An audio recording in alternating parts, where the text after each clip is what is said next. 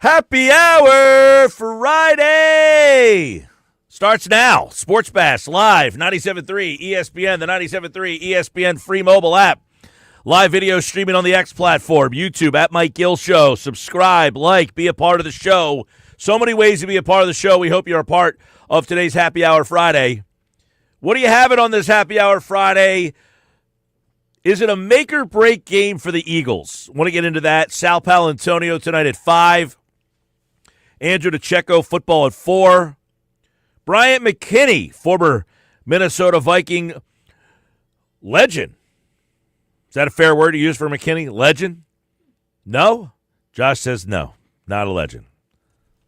I mean, he's like how do you define, like, for example, is Jason Peters an Eagles legend? Borderline. But Lane Johnson would be. Yes. Okay. So it's like one team.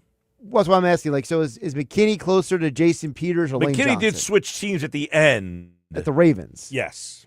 He wore purple his whole NFL career. How about that? Standard. Pretty nice. Keep the wardrobe straight. Where did you go to college? You remember? Miami. There you go. Went to the U. Yes. You're a U guy. Now, I would say legend for Minnesota, not Baltimore.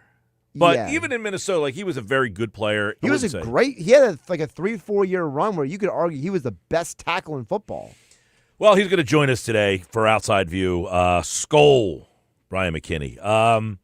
What else we got today? Sal Pal, the Nuggets. Sal Jeff Pal's a Nadu's got his best picks for the weekend. Sal Pal's a legend. Sal Pal emailed me this morning. Yeah? Yes, he did. Said he's, what did he say this morning? Looking forward to it. He said, 5 o'clock, looking forward to it. So you know you're going to get a good Sal Pal today, Sal Pal Friday. I'm interested to take the temperature of the listeners today is this a make-or-break game for the Eagles? And I say that in, obviously, record-wise, if you lose, make-or-break, no. But if they lose this game, how many people would have the feeling that, the train is off the tracks and it's not getting back on? I mean, this is a Minnesota team that, and quite frankly, kind of meh. That's unfair. That's unfair. Why is it unfair? Do you have them who's in, who's out? We did on Tuesday. Do you have them in? Just because you're not one of the 5 best teams doesn't make you meh. It's not 5. It's 7. There's 7 playoff teams in the NFL. Oh, I'll think about 5 and 5. It'll be 5. So. No, I said in, who's out. Who's Do you in, have them out? in? Did I have them in the playoffs? No. No. But it doesn't make them a meh team. If you're not a playoff team, you're better than meh? I think there's tiers to this. I think that the Vikings they're one of the top 5 defensive teams in football. They've had some inconsistencies in offense because of the quarterback situation. Yeah, well, that's what makes them kind of meh. They don't have a great quarterback. Their offense is kind of meh. Their defense is solid. But overall, at the end of the year, they're probably 9-8, 8-9, somewhere in that range. Okay. That's who they are, right? I don't think anybody looks at Minnesota and says, that's a team that it's going to make the playoffs, to make a deep playoff run. But they still scare me because I think they present a matchup. Yeah, but you're the Eagles. You know, that's my point. You're the Eagles. You're the Super Bowl champions. You're a road favorite in this game. You're playing against a team that's pretty middle of the road. Can they scare you? Sure, but you're the Eagles. A team that's middle of the road should not be a game that you're like, my God, we might lose this game. Well, then you shouldn't have gotten blasted by the Giants then. That's my point, but you're playing against a team that's pretty middle of the road. You look at yourself that you're not in the middle of the road. You're at the top of the road.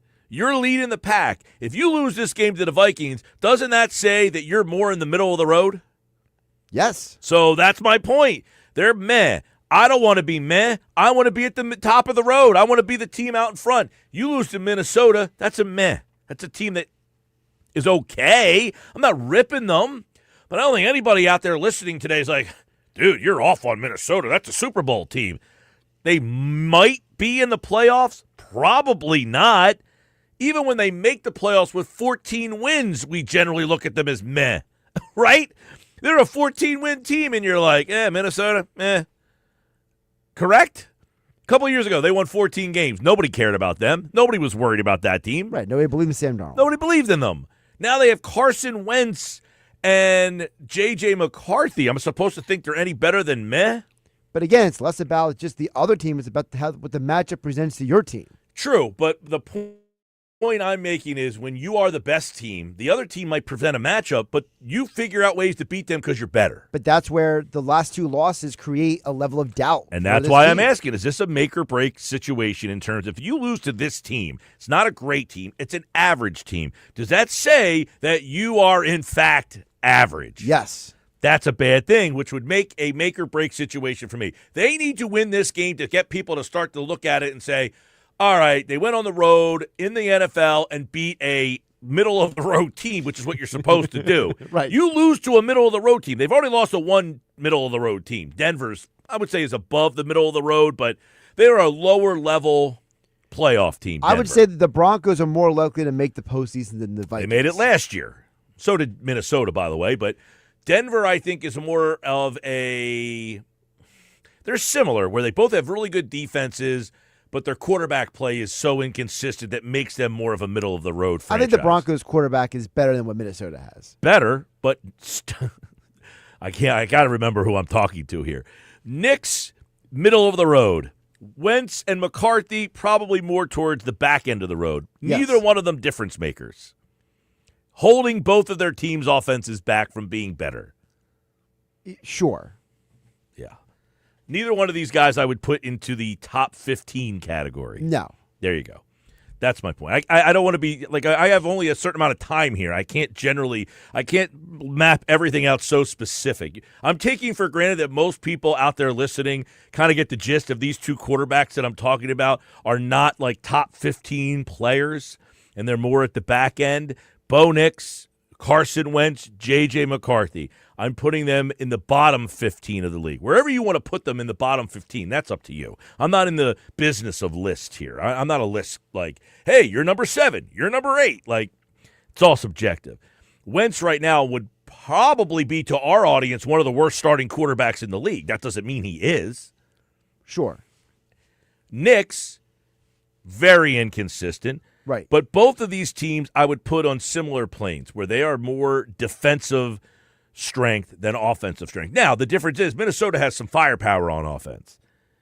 Huge firepower. You watched the game last night. If I'm another coach in this league and I watched the game last night, I am watching that game and saying, I have a receiver that's in that class. I got to use my receiver like they did last night. So why don't they?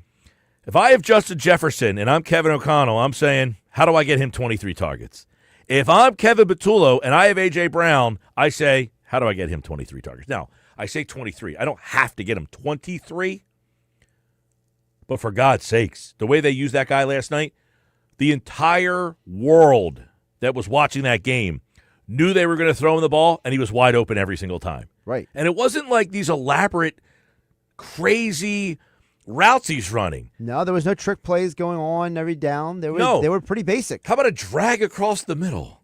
Wow, crazy. Just let him catch the ball and run. Like I say every week, throw the ball to A.J. Short, let him do a quick little turn, catch the ball, reverse field, up like they used to do. The year that they had Nelson Aguilar and they won the Super Bowl with Nelson, I thought they used him so great.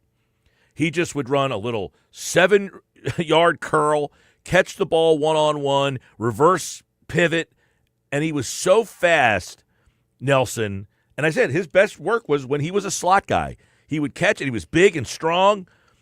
AJ, now I get it. He doesn't always have single one-on-one coverage, but even against zones, just let him sit in the zone. Throw it to him 5 yards. Let him reverse the field. If he gets tackled at 5 yards, great. But I have a news for you. Newsflash. You know how many times A.J. Brown's going to get tackled on the first try? Probably not many. That was unbelievable last night, what we saw from the Cincinnati Bengals. They just said, listen, we're going to run. We talk about how boring the Eagles' offense is and predictable and same plays. We talked about it with Baldy yesterday.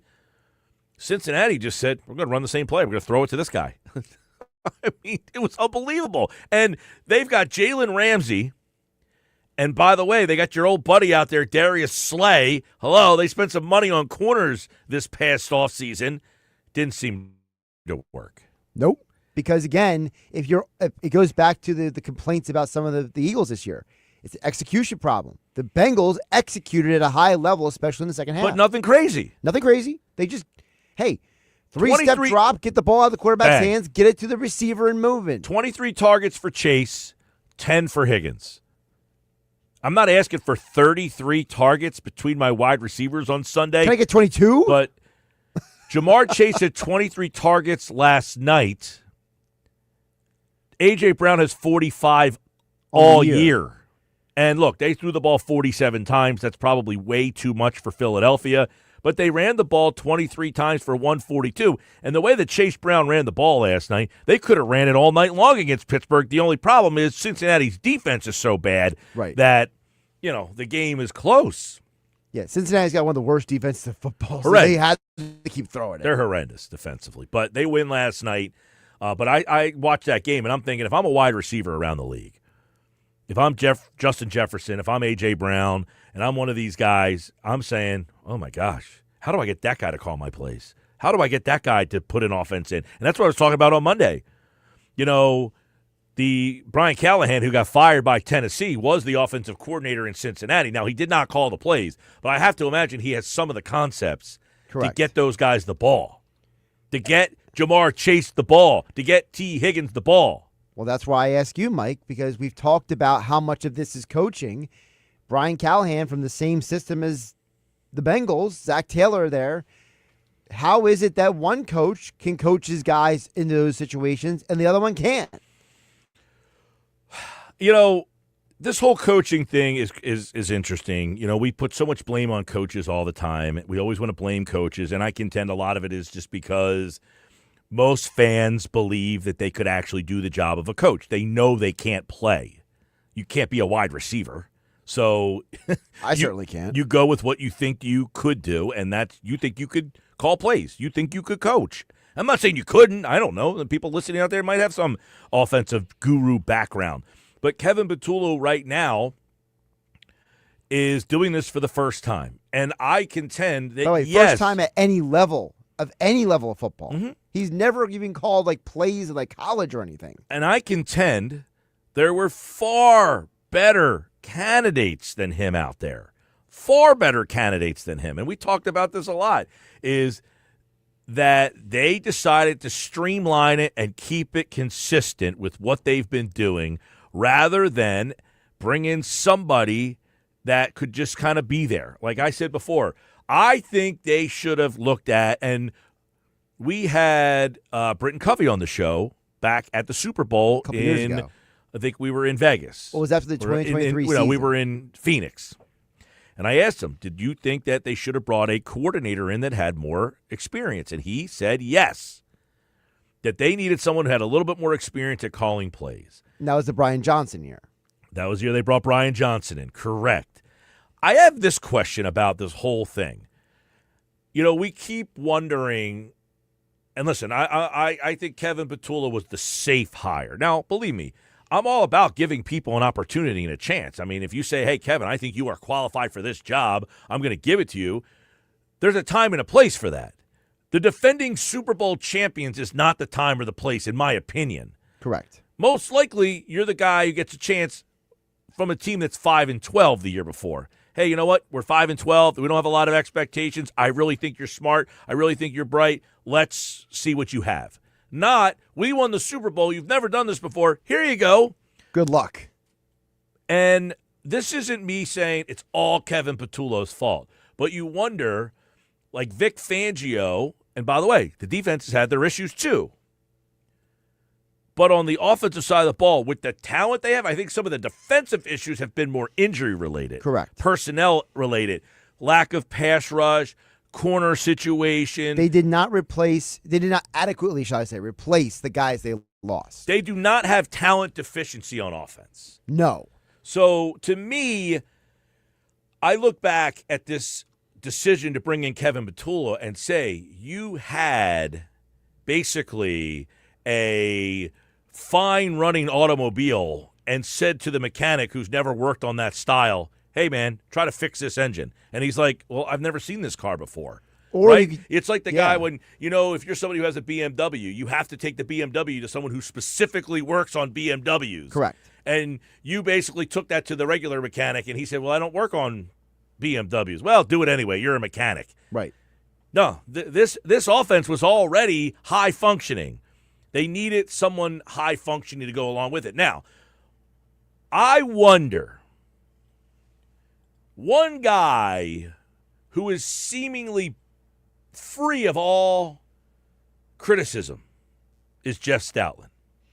How much is his input on the run game? He is the run game coordinator. Right. How much is them saying, well, he is the veteran guy that we lean on for these roles.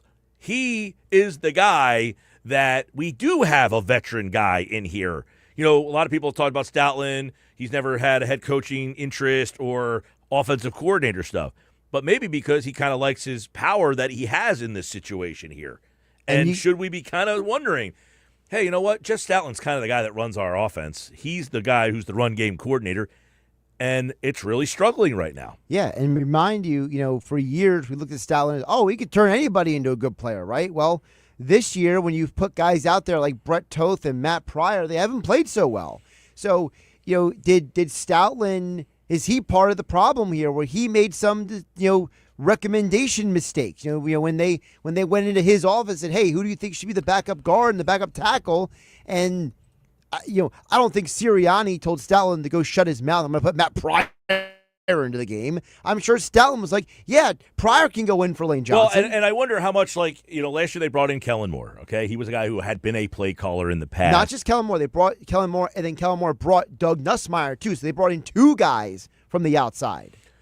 Well, this year, you could say Kevin Batula, like he is the Doug Nussmeier. He has been here. He has a relationship. He could have stayed in that role and continued to be a guy who has veteran credibility in that role. You've now made him a rookie in the new role. Correct. And I think a lot of this might be some accountability at that level where he, like Brian Johnson, like Britton Covey told us at the Super Bowl a couple of years ago, maybe a little in over his head with a veteran group of players who have had success. And Jeff Stoutland, who is the run game coordinator but has a big role in this offense, you wonder if he said or had some say of, we don't need to bring anybody else in here. Let's keep with what we have here and just kind of keep doing what we're doing.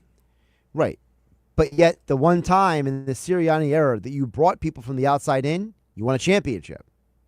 So it's kind of interesting how that works. Yeah, I mean, and you can contend, Shane Steichen was here, and many people, they got to a Super Bowl that year. They didn't win it, but he was really he was already an established play caller, though. Right, but I'm saying you brought him in here, a guy that, didn't have a lot of experience doing that. And then when he left, then they went to Brian Johnson. I think that this is similar to what they did in 2023. But Correct. They have, when they had Steichen, he had not been a guy with a lot of experience. But at that time, that's when you hire a guy with not a lot of experience. It's a team that had no expectations.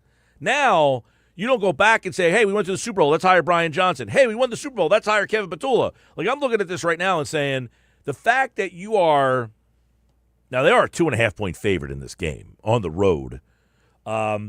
Couple text messages real quick. Mike, if you're going to give a guy a first chance, isn't giving him a Super Bowl winning roster the best way to tell if he can be successful? It might be, Brian. However, I don't want to have to now give him on-the-job training to see if he can be successful. Because I'm saying, yeah, here's the best offense in the league. See what you can do. And if you're like, uh-oh, now what? Back to your car analogy. Listen, you may want to give your kid the best car possible, but if that kid doesn't know how to drive a stick shift, good luck. Yeah, I don't know how to drive stick. I do. And let me tell you something. If you and I had to swap cars and I could drive a stick and you couldn't, I'd be cringing the whole time. Yeah, I would. I've tried to drive a stick one time, and it didn't go very well. Not well at all. You and Kevin Batula have something in common. Mike Clarence in Delaware. Where is Cooper DeJean? Because Jefferson's going to go off if he doesn't show up. Well, I think the question is more what happens if Quinyon Mitchell can't play? What happens if Mitchell plays and they can get Justin Jefferson lined up on Adoree Jackson? So it's a culmination of a lot of different things. Guys, if the Eagles put up another performance this last week, the fans will check out on the season. Wow, how about that? They're 4-3. You checking out? I'm not checking out. I don't think that's true. I think it's more of all of the angst and the anger right now for the Phillies is going to be hyper focused on the Eagles. I would say this. I say make or break. If you lose this game, theoretically, depending on what happens in that Dallas game, if Washington wins that game and you lose, and I don't know what the tie-breaking situation would be this early in the season, but you can come in here on Monday morning out of the playoffs. 4-3 is not going to be good enough. No. You're not a wild card team. Now you're basically playing for the NFC East Championship. And statistically speaking, we haven't had a repeat winner in the NFC East in 20 years. Those statistics would say that you're not going to be in the playoffs. So if you lose this game, we could be talking on Monday of a team that is out of the playoff mix. So because Philadelphia and Washington have not played yet, the tiebreaker would be conference record. The Eagles would have the conference record tiebreaker. Do they not do – I can always forget these crazy – do they not do division record? Well, they haven't played each other yet. No, not head-to-head. I'm Oh, talking you mean about the overall NFC division East. record? Like in the NFC East, the Eagles are 1-1 and Washington's 1-0. Eagles are 3-1 in the conference. Washington's 1-3 in the conference. Right. But I don't know what the higher tiebreaker is. Division record, not that it really matters at this stage, but my point is if Philadelphia loses and Washington wins, you're both 4-3, which means somebody is a wild card situation. Possible. Not good.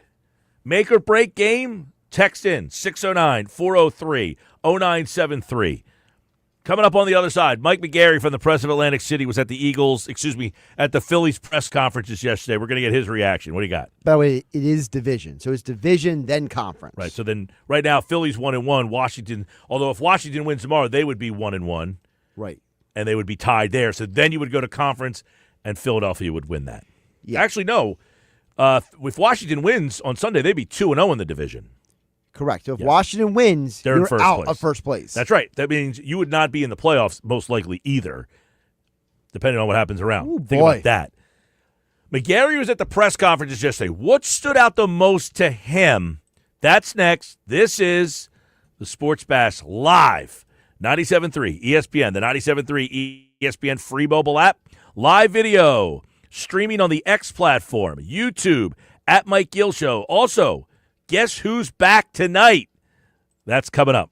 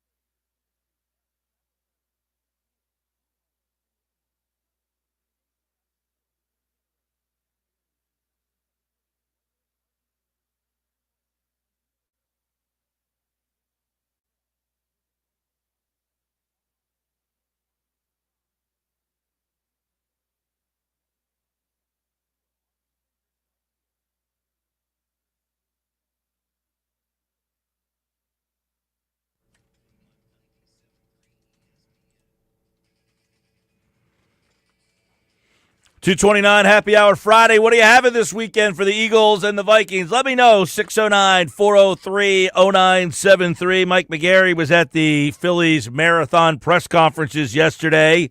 His appearance is brought to you by Broadlee's Plumbing, Heating, and Air Conditioning, serving South Jersey since 1911. Keep your home comfort game day ready this season. A lot to break down with Mike McGarry, of course, who has been around this Phillies team all season long. We got plenty to discuss right now on the Sports Bash Live on 97.3 ESPN. And, Mike, there was a lot there. 50 minutes of Dave Dombrowski, another 40 minutes or so from Rob Thomson, and some of the takeaways, obviously. There's a ton of them. But let's start with the fact the messaging sounded like to a lot of fans that they're very content with this team and wouldn't be adverse to running it back. Is that the feel that you got? Yeah, that is definitely the feel that I got, Mike. And honestly, you look at how the playoffs have unfolded since the Phillies were eliminated by the Dodgers. You look at the Dodgers, I think, 8-1 now in the playoffs, up 3-0 on the Milwaukee Brewers. I am fine with the Phillies taking their approach of incremental changes and basically, quote unquote, running it back next season. I don't know why, unless you lose Schwarber or you lose Realmuto, why you would consider blowing this up. Because to me, when you look at the playoffs, what are the Phillies? The second best team in baseball, maybe the third best team in baseball. Why would you blow that up?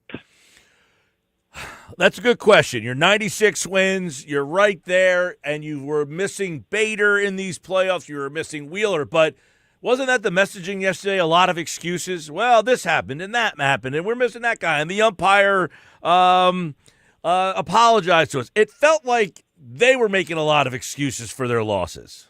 Yeah, I agree with that. The umpire apologizing for that strike call against Christopher Sanchez, that just that just gets me. I feel overall the Phillies, it seems like the whole Philly organization, from TV, radio, down to everything, is too focused on balls and strike calls. There's 200 pitches in a game. The guy's going to miss one or two. Just because he misses a pitch doesn't mean, and a guy walks, doesn't mean you have to fall apart the rest of the inning. So I agree with you there, with your point there. But I think what they were trying to say is, hey, basically, the series with the Dodgers, who are the defending World Series champions, 8-1 in the playoffs right now, and at the very least, they're going to make back-to-back World Series appearances here. I think they're trying to say they were 3 or 4 plays away from maybe beating the Dodgers, and that's why they're not going to completely break it up. And I kind of agree with that. I mean, they played the Dodgers tougher than the Brewers have played them so far.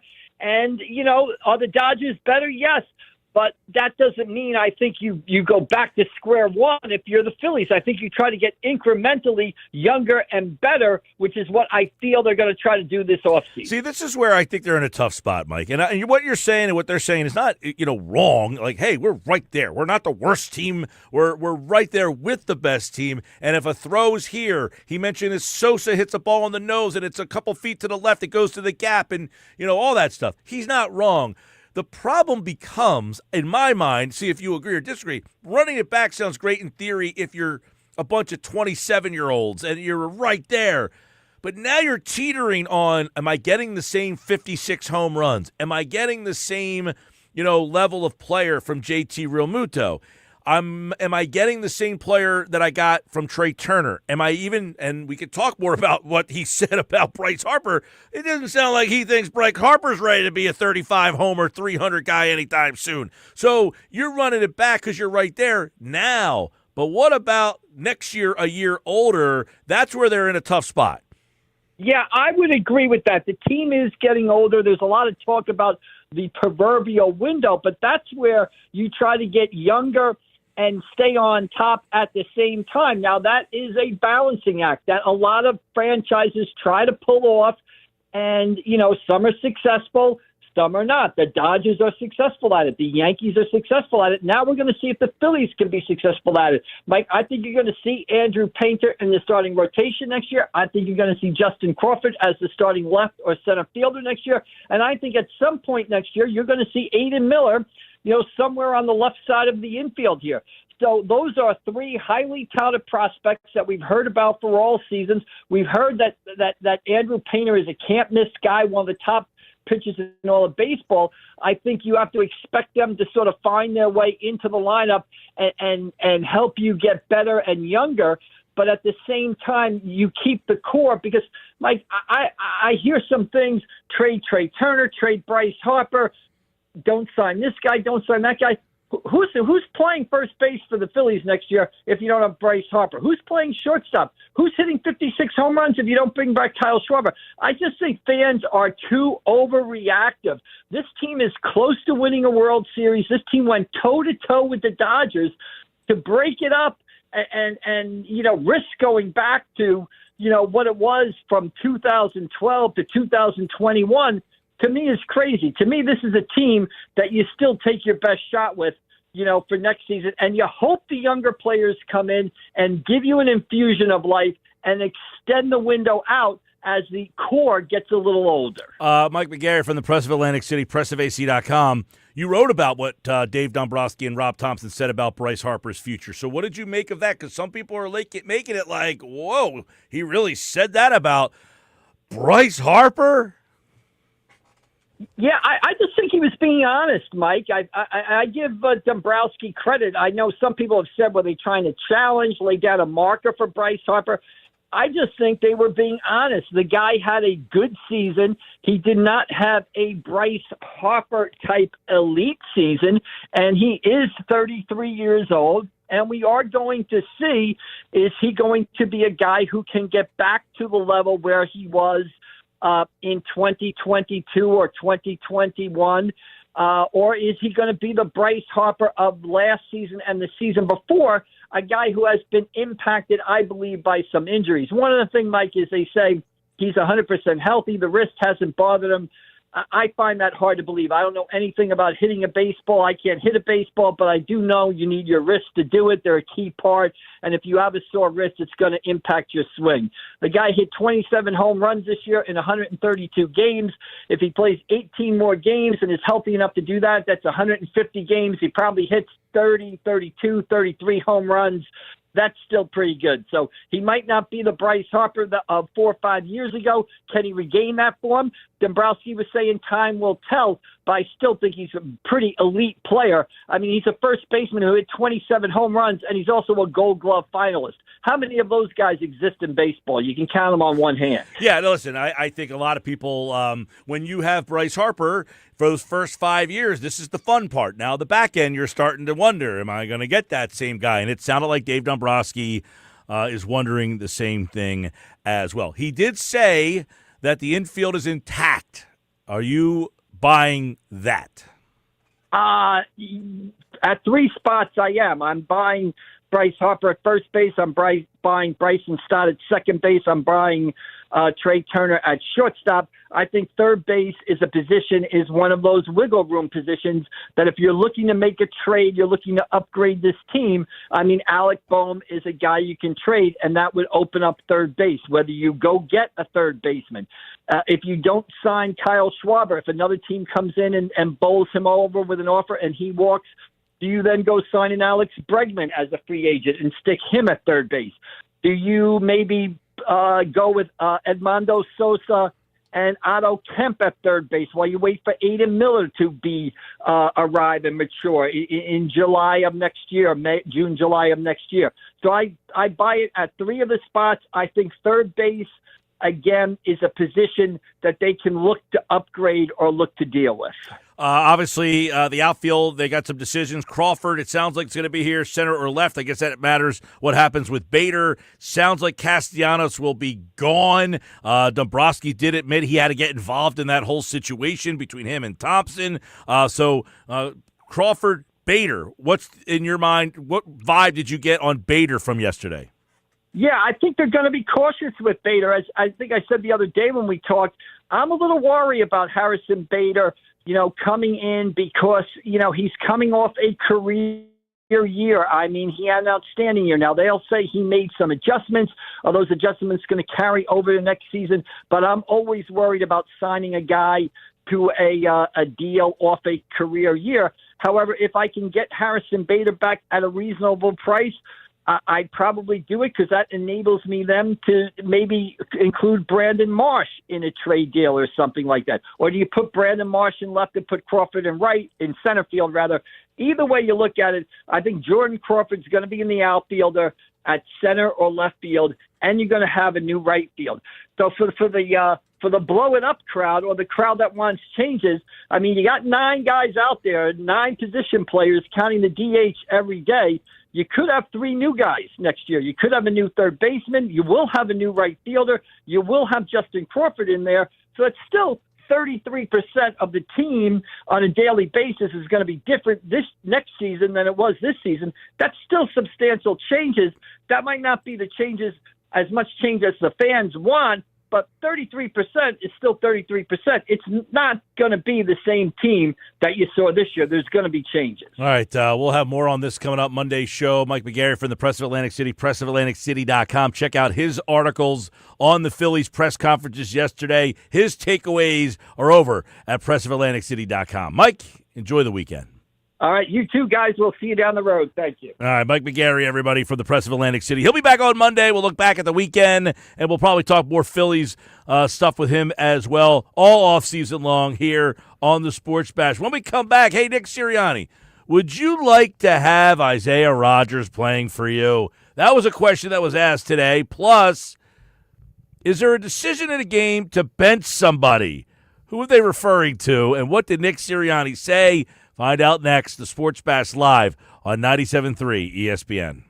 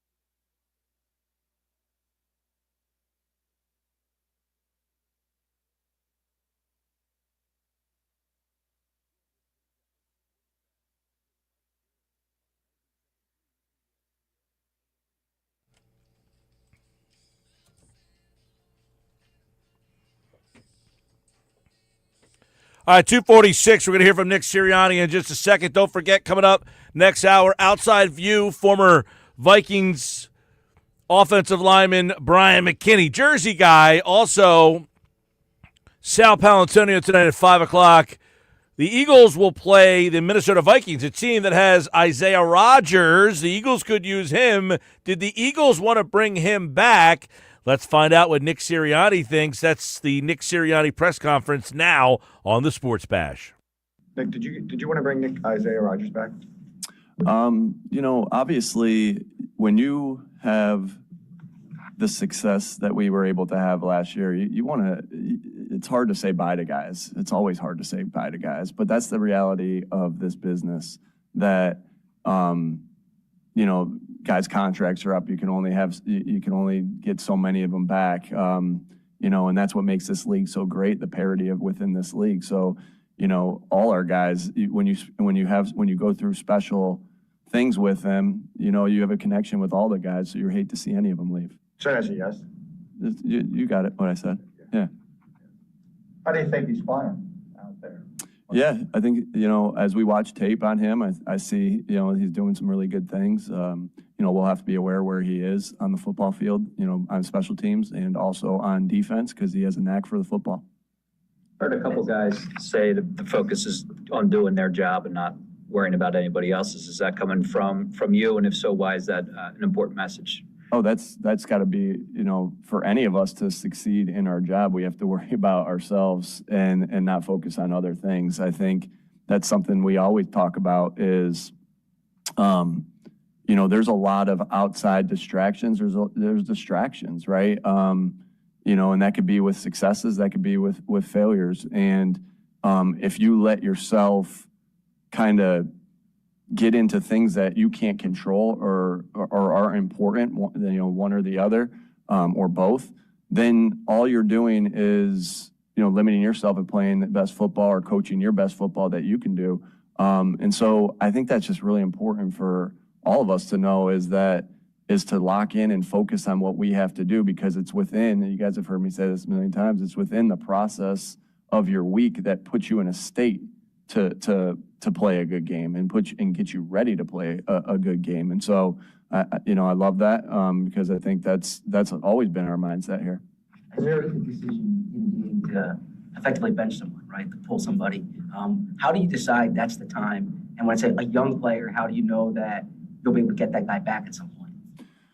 Yeah, I don't think there's a lot of things, in my seat that you'd love to, like I have 1,000 to-do lists and hey, if this happens, whether it's offensive football, whether it's head coaching stuff, whether it's special teams, defense situations, if this happens, you do this, or if that happens, but there's also a lot of things that there aren't a handbook on and you may not have, you try to think through literally everything you can to have a plan. And plans can go different ways, right? You can take this road, you can take this road. And so everything's a little bit different. And so I can't tell you I have, a handbook for that. Like I said, every scenario is a little bit different, but I do know this, that you need everybody on the football team to accomplish your goals. And guys constantly go through ups and downs. Coaches constantly go through ups and downs throughout the season. So again, it always goes back to, can you have that dog mentality, that dog mindset, that, that mindset to just be in the moment, continue to, get better. And when I say get better, it's identifying issues. It's, identifying, things that are going well, and then just put your head down and get better through the work. And so, and knowing that regardless of who that is, you'll need all the guys, throughout the course of a season. When you do face adversity as a team, what are some signs you look for during the week to get an idea that things are going to get better? How the work's going, how practice is going, like, because we can all have different things on our minds, and we're all going to have different things on our minds. But when you get in and you're in the moment of practice, and you're in the moment of meetings and walkthrough, is that, do you sense that we're completely locked in and busting our ass to get as good as we possibly can? That's the same thing in coaches meetings as well. And that's why that mindset's so important, to be able to, eliminate things that could distract you from your goal. Whether that is the adversity that you're going through or outside noise or inside noise, whatever it might be, is eliminating those distractions to focus completely on what you need to do and the task at hand. And what have you noticed in that respect this week? Yeah, I feel like we've had 2 really good practices. I felt like Monday's meeting, where we came in and watched the tape, was really locked in, focused, felt great energy all week. And like, this is the reality of NFL football. You're going to have ups and you're going to have downs. It hasn't been a team that win them all since 72, right? So this is the reality of it. It's like, I remember talking to Devontae when he first got here, and we had some lulls we had that lull at the beginning of the season. And it's like, hey, you won almost every game when you're at Alabama. That's how I felt like when I was at Mount Union. But that's not reality of this sport, right? There's really good players and really good teams all over the place. If you could any game, if the ball bounces a certain way and you don't play the way you're capable of playing, you can lose. And so it is. It's just the realities of this business, and our job is to do everything we can do in the week to prep ourselves, to put ourselves in the best position to play our best and win that football game. Do you view it then, getting back on track, mostly as we need to work sharper, we need to work better, we need to get back to kind of these emotional and tangible things you seem to be talking about, as opposed to a change in strategy on offense or defense? I don't think that the answer has to be one or the other, right? I think that the answer is yes to both. We got to continue to get better in all cases, and that's what you're doing throughout the course of a year. To say it's just one or the other, it's football, so it's going to be those things the entire year. You're constantly trying to figure out what you do well, how you scheme it, your work process, because all of those things change throughout the year. Obviously, things that you do well might change as the year goes on, as teams plan for that. And then as you're tired and the dog days of a NFL football season, being locking in and being sharp. But I will say this: it's always going to be about, we talk about detail an awful lot. And you're trying to play and coach, and you're holding it to the highest standard of our detail every single week and every single practice.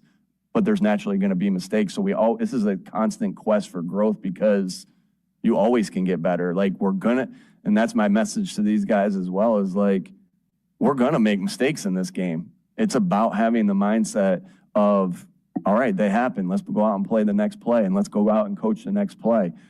Because that's what puts you in the state of mind to make the next play and coach the next play. So detail will always be there. And then the other ones, it just depends on the week and how you go, but we're always focused on everybody, coaches, players, everybody putting their head down, working, identifying issues, identifying things that are working for you and getting better. All right, there's Nick Sirianni here on the Sports Bash Live, 97.3 ESPN. He's asked the opening question there, which was, did you want to have Isaiah Rodgers back? And he went around and around and around. And the question was, so was that a yes? And he says, you got what I said. We'll see if Isaiah Rodgers makes an impact, because I will say this. If you're A.J. Brown or you're Devontae Smith and you look across the field and you say Isaiah Rodgers on the other side, are you fearful? Like, I know Rodgers was a solid player here, and we're acting like, why they let this guy walk? He'd be better than what you have. But is he good enough to stop A.J. Brown or Devontae Smith? Hardly, in my opinion. You almost have to say, hey, let's target that guy and see if he's as good as everybody is saying, because our guys are so bad right now. All right, coming up next hour, Bryant McKinnie is our outside view today, taking us to Minnesota, the unsportsmanlike moment of the day, plus football at 4.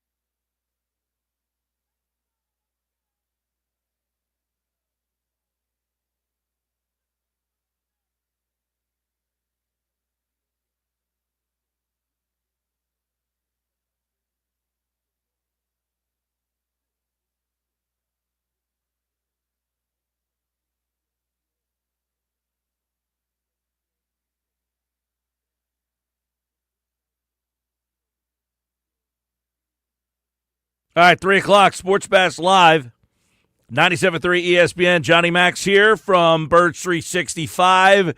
Eagles wrapping up practice today. You heard from Sirianni. Is this a make-or-break feel type of game? Now, if you lose, you're 4-3. You're not out of it, but I mean more for the mental. See what the vibe is around NovaCare. John McMullen's brought to you by Boardwalk Honda. Shop their lineup of new pre-owned and certified pre-owned Hondas online. Boardwalk Honda. He's the host of Birds 365, Sports Illustrated, and right here on the Sports Bash Live on this Happy Hour Friday. John McMullen's back on the show. Johnny Mac, a tumultuous wait for this Eagles team to play. They are a 2.5-point favorite on the road. What kind of vibes at NovaCare this week as this team's coming off a second straight loss?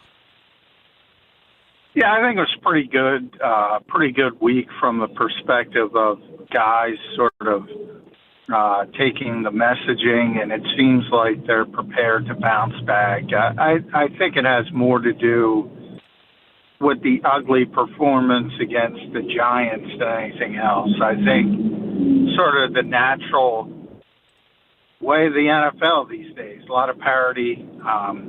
Everybody has bad games, and you tend to correct the next week. I think you're going to see that a little bit with the Eagles. I think people are overstating the must-win nature of this game. They're in first place. And I do think they'll win the game, but if it's a close loss, you know, you rebound, you beat the Giants in the rematch, and you go to the bye, you're fine.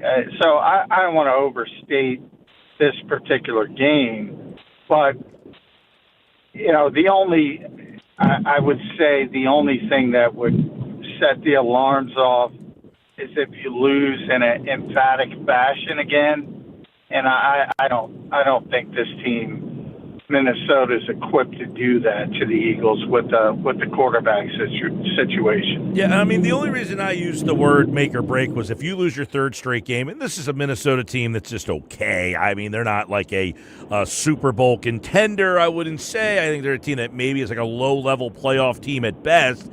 Does that say something about the big picture of, like, you couldn't beat Denver, you couldn't beat the Giants, and now you can't beat Minnesota? Where are we in the hierarchy of the league when we're supposed to be the top dog? Well, I do think that is, you know, if you're talking on the scale of being top dog, I think that definitely puts a crimp in that. But, you know, that's not the goal. The goal is to, especially this season, because, you know, for everyone who says must win, I go, all right, who exactly are you afraid of in this league right now?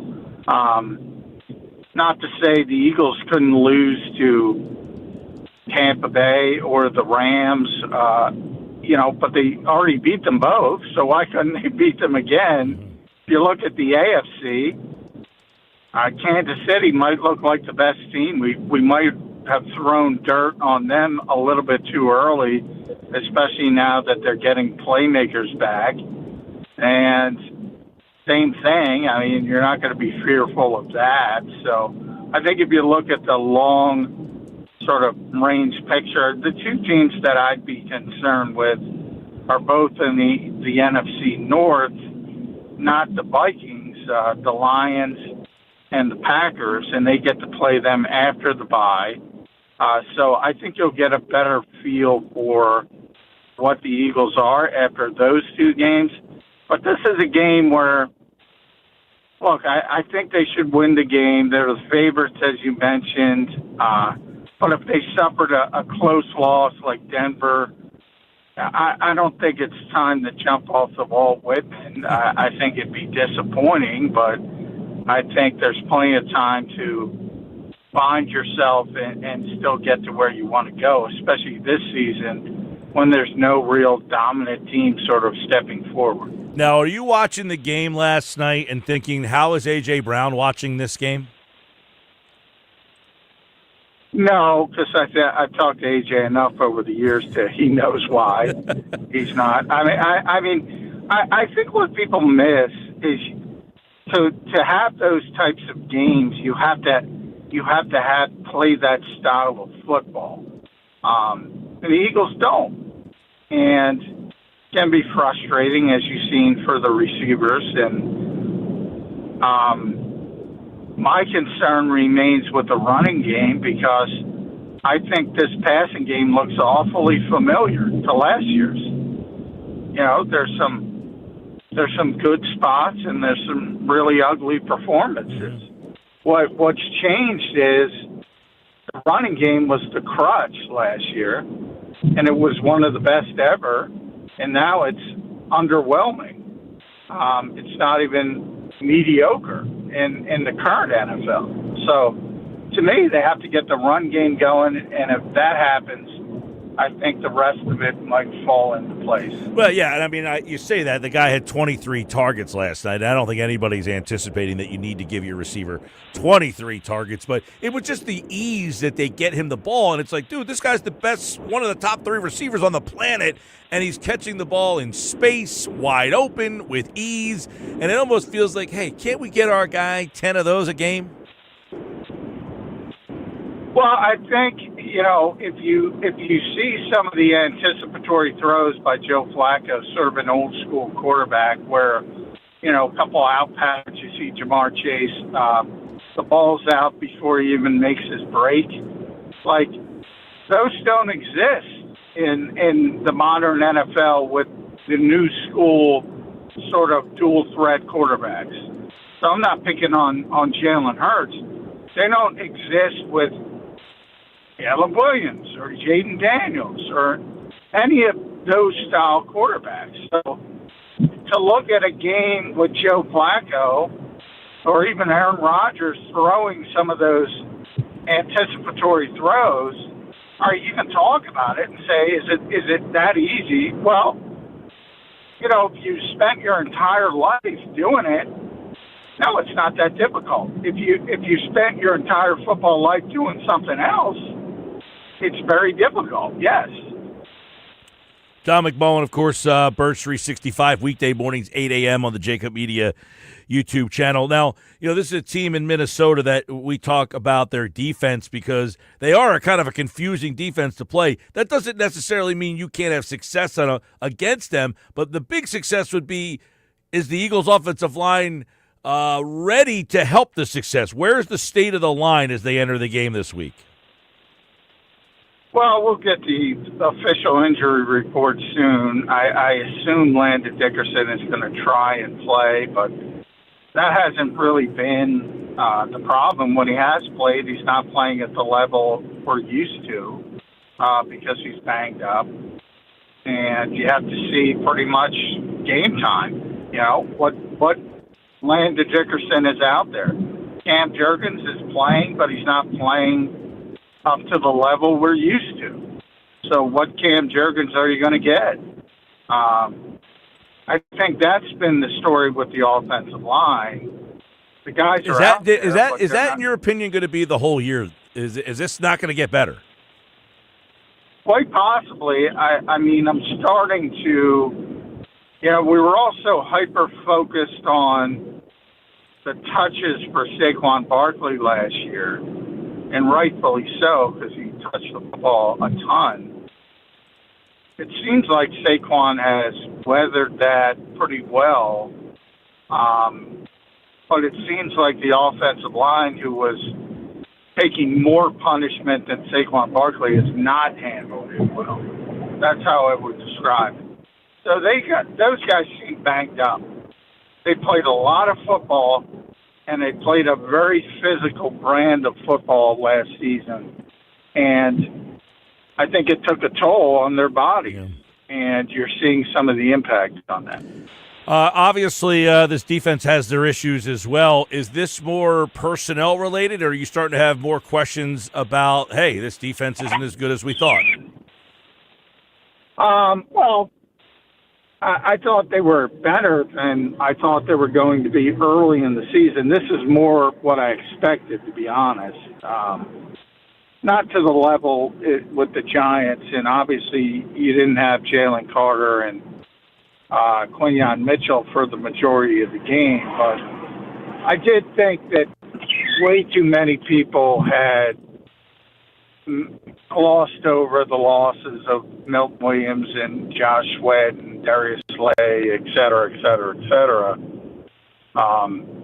Even C.J. Gardner-Johnson, Isaiah Rodgers, who's the big story this week because he's playing well for Minnesota. They lost a lot of talent from that defense. And the assumption that guys like Jalix Hunt and Moro Jomo and Keely Ringo and a rookie like Drew Makuba were just going to step in with no hiccups. I mean, that's pie in the sky stuff, and you're starting to see that. It doesn't mean they can't get better. That's generally the history of Vic Fangio defenses. They'll get better as you go along, and I expect that to happen.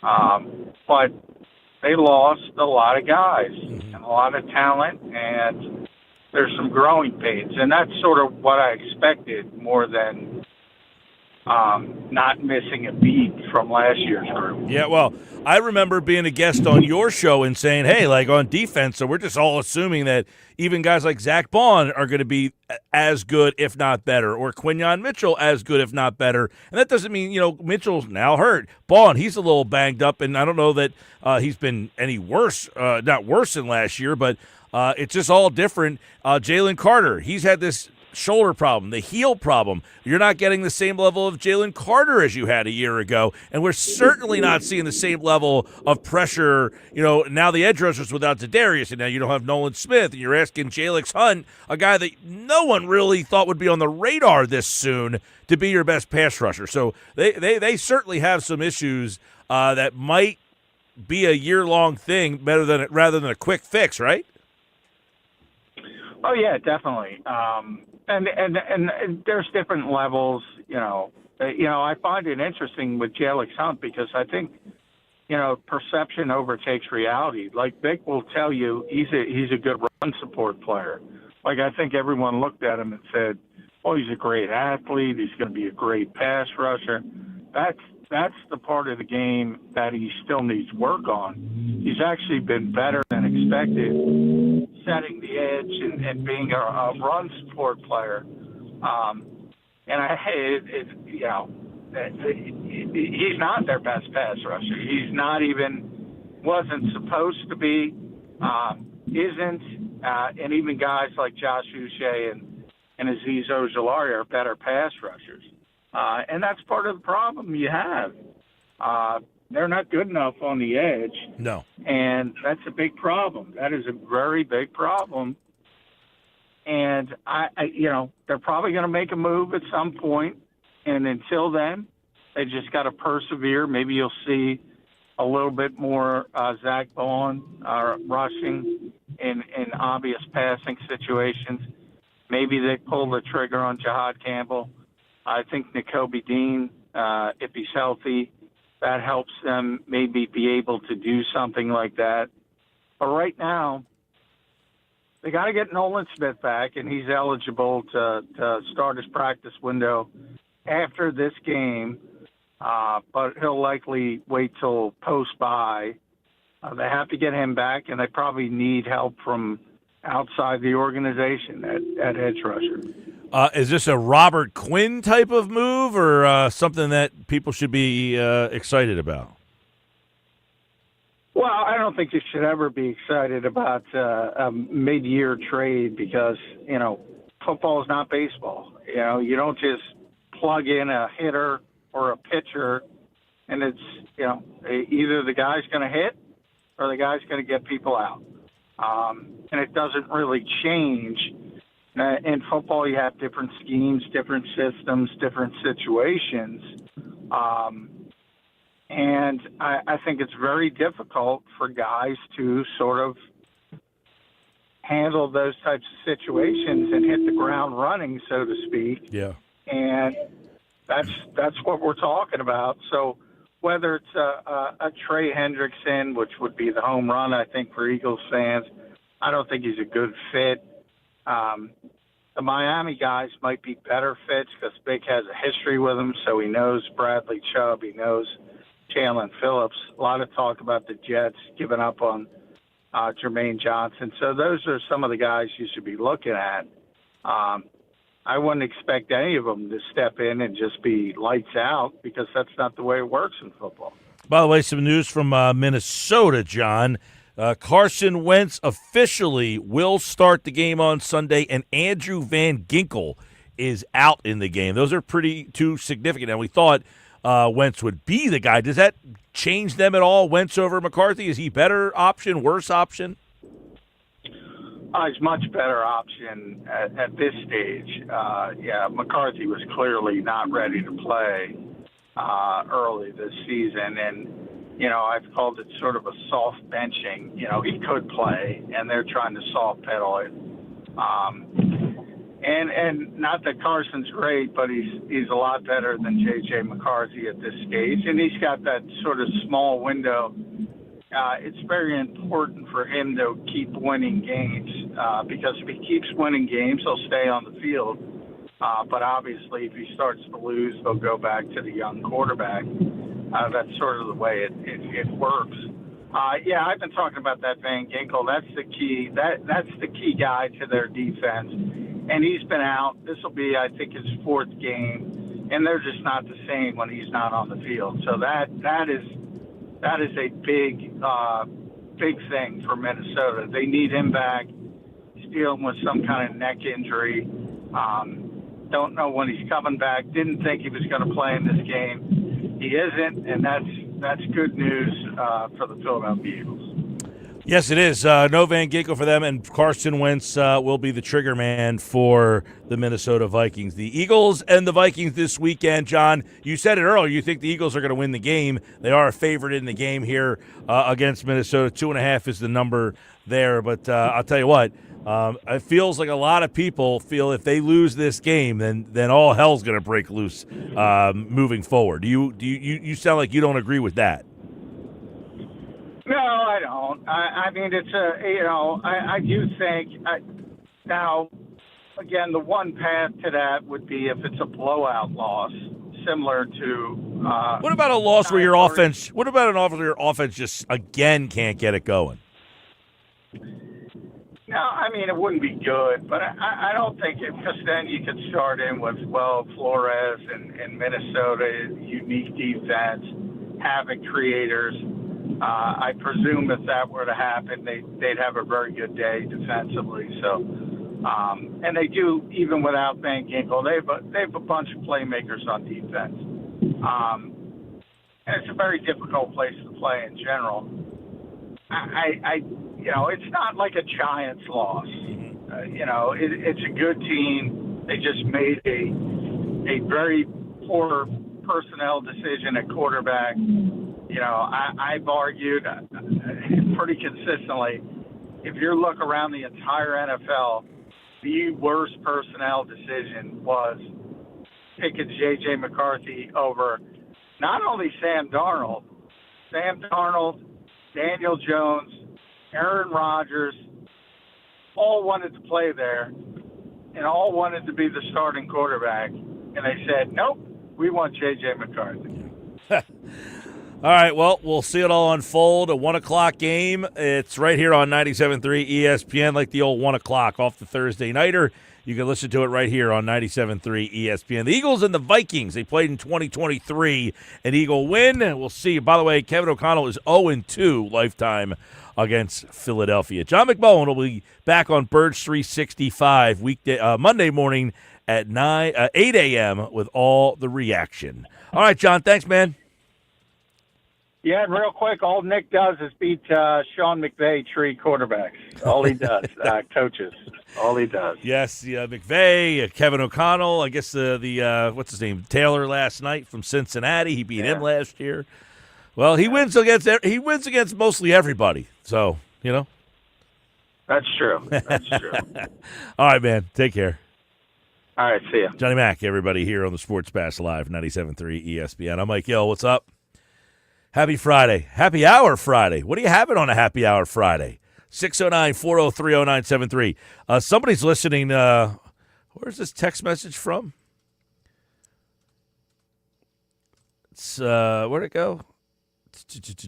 Got the cooler filled with Local Love City IPA down on the beautiful Caribbean island of St. John's. Go Birds, Terry says. He even says a picture. It's a nice Yeti cooler there, Terry. It's a great Yeti cooler and an impressive view that he has right there. That's not Go Birds. That's Go Terry. Go Terry. Good for you, man. Local Love City IPA. What else we got here? Drinking an old-fashioned this week to throw it back to the good old days when Penn State was number 2 in the nation. The Eagles were undefeated, and the Phillies had World Series dreams. That's from Jeff in Ocean City. A little old-fashioned. I like a good old-fashioned. Penn State, James Franklin's going to be on game day this week. How crazy is that? I can't wait to see that. What they say on that. So check that out. See what he has to say. Eagles-Vikings this Sunday. Kickoff at 1. 97.3 ESPN's coverage begins at noon with the pregame show. Coming up, Bryant McKinnie played in the NFL for the Minnesota Vikings. He is now one of the hosts of the Believe in Vikings podcast. And he joins me next for this week's Outside View.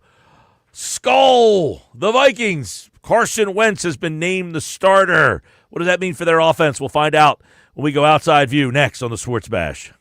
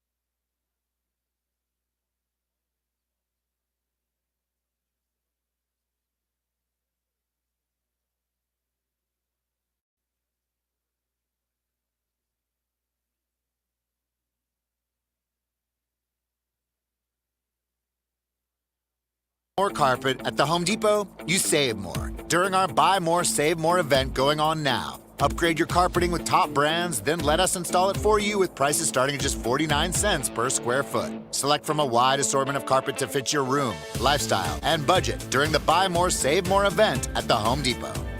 Offer valid October 16th through November 2nd, 2025. Base price for standard installations only. Excludes Traffic Master and stock carpet. For licenses, see homedepot.com/license numbers.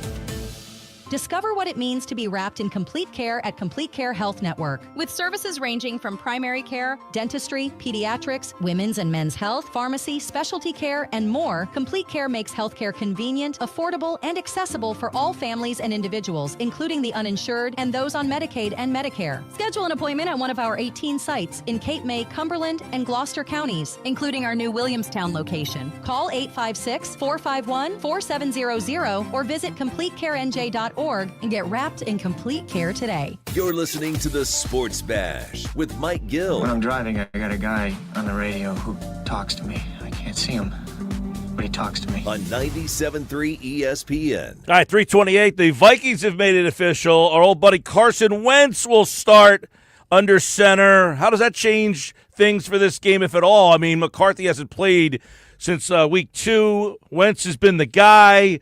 Here to tell us all about it, an all-time great Minnesota Viking, Jersey guy, former Viking, former Raven. Remember both, all in purple.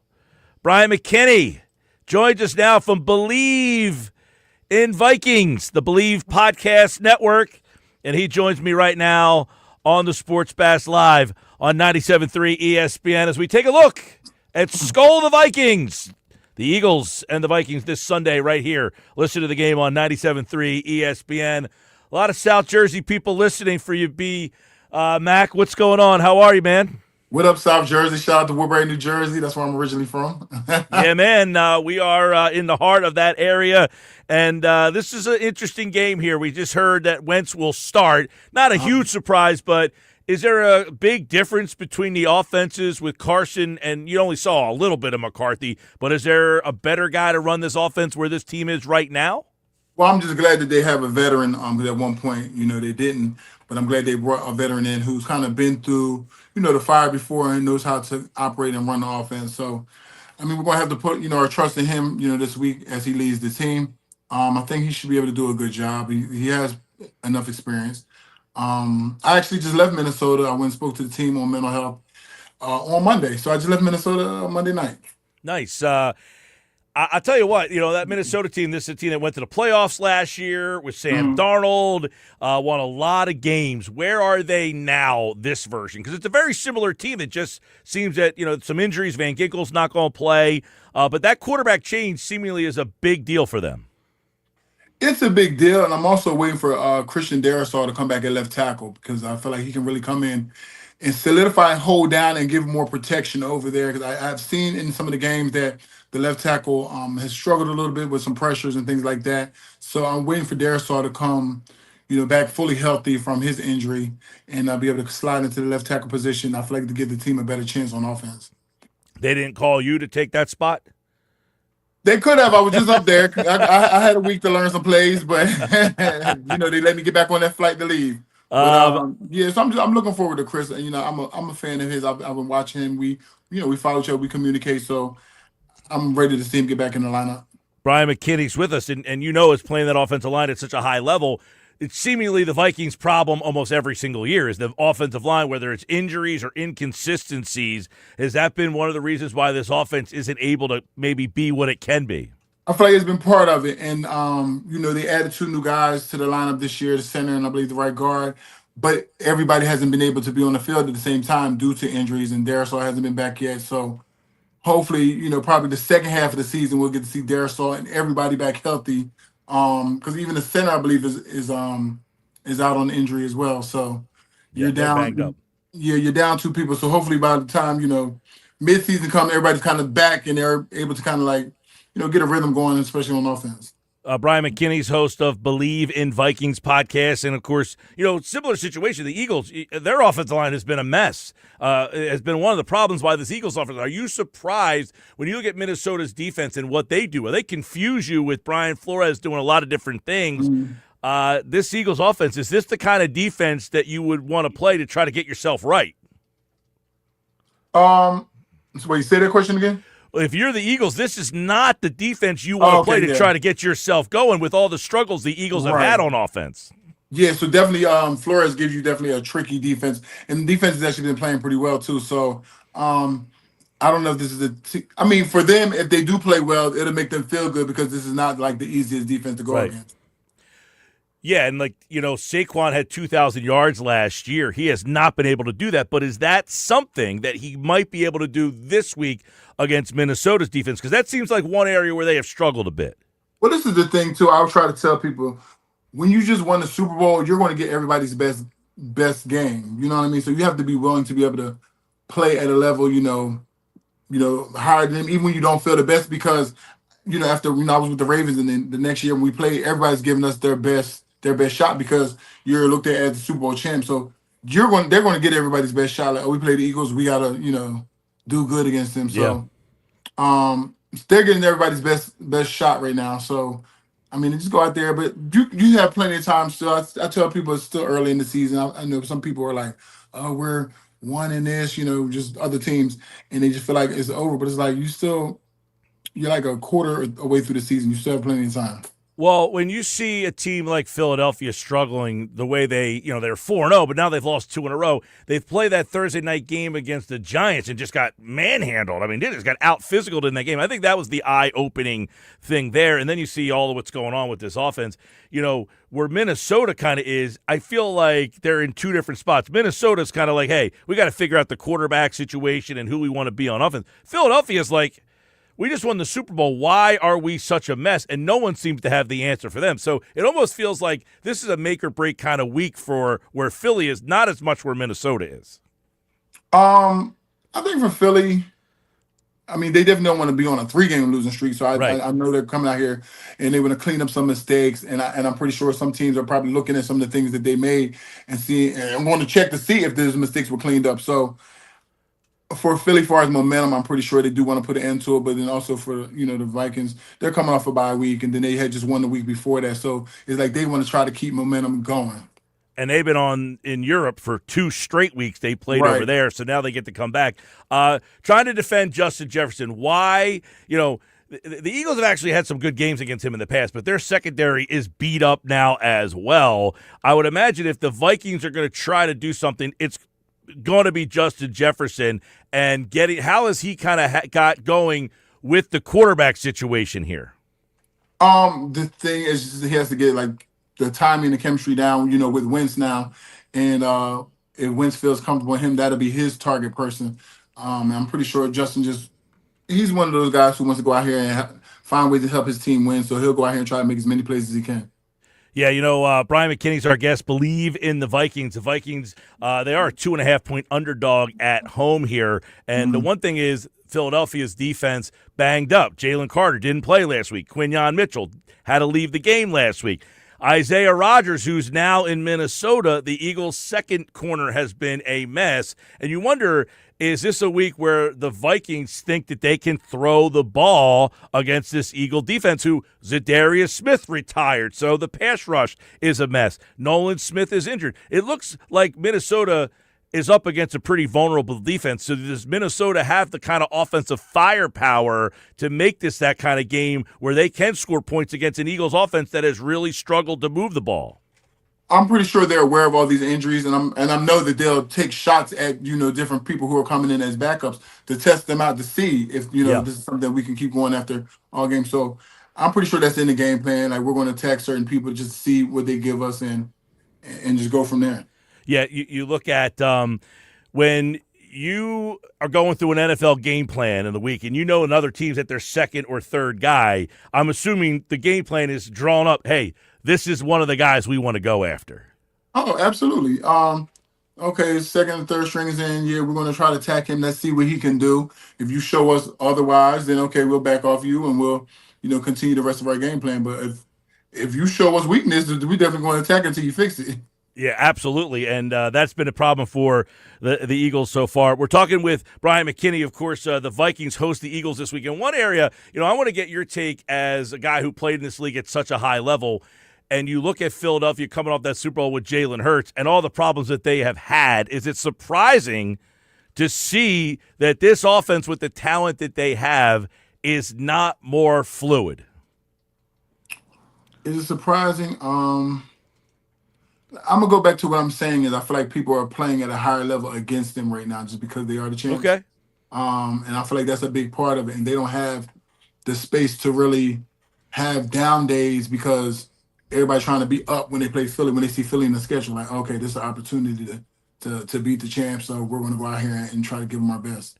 And I guess the adversity that comes with losing, some people handle it well and some people don't. The Eagles are in that spot right now with how are you handling adversity a little bit? Because this is a team that won, I think it was 20 out of 21 games at one point. To have a little bump in the road is very odd. And that's why people, I'm telling you now, people are going into this game like if they lose 3 straight, it's going to be a pandemonium in this area.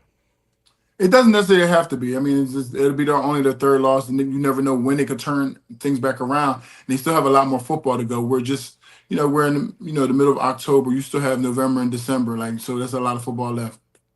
Well, we'll see it all unfold. Of course, the Eagles and the Vikings, they played 2 years ago. Kevin O'Connell 0-2 against Nick Sirianni. We'll see if the Eagles can jump back on the winning track.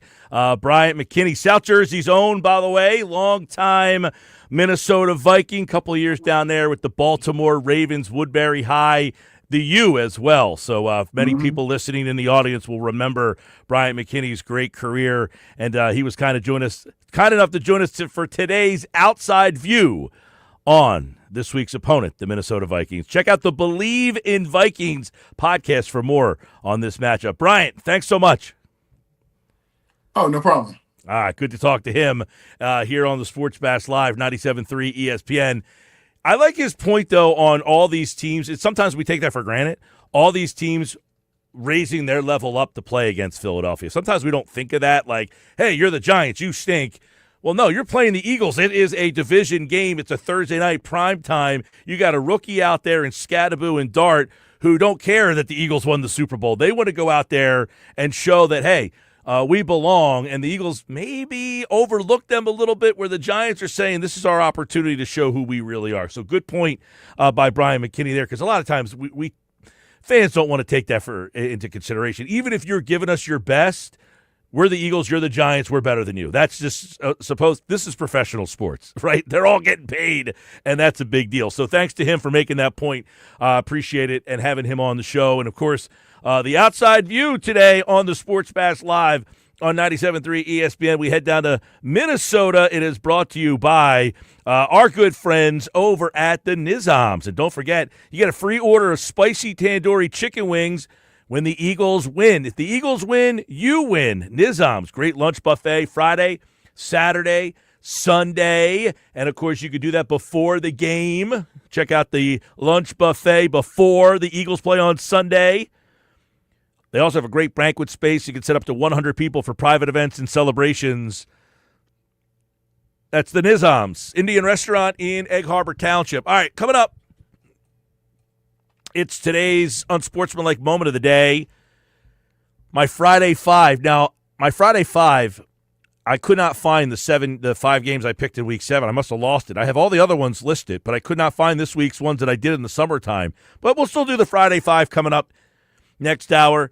Plus the Nuggets, Sal Paolantonio, Jeff Nadu's best bets.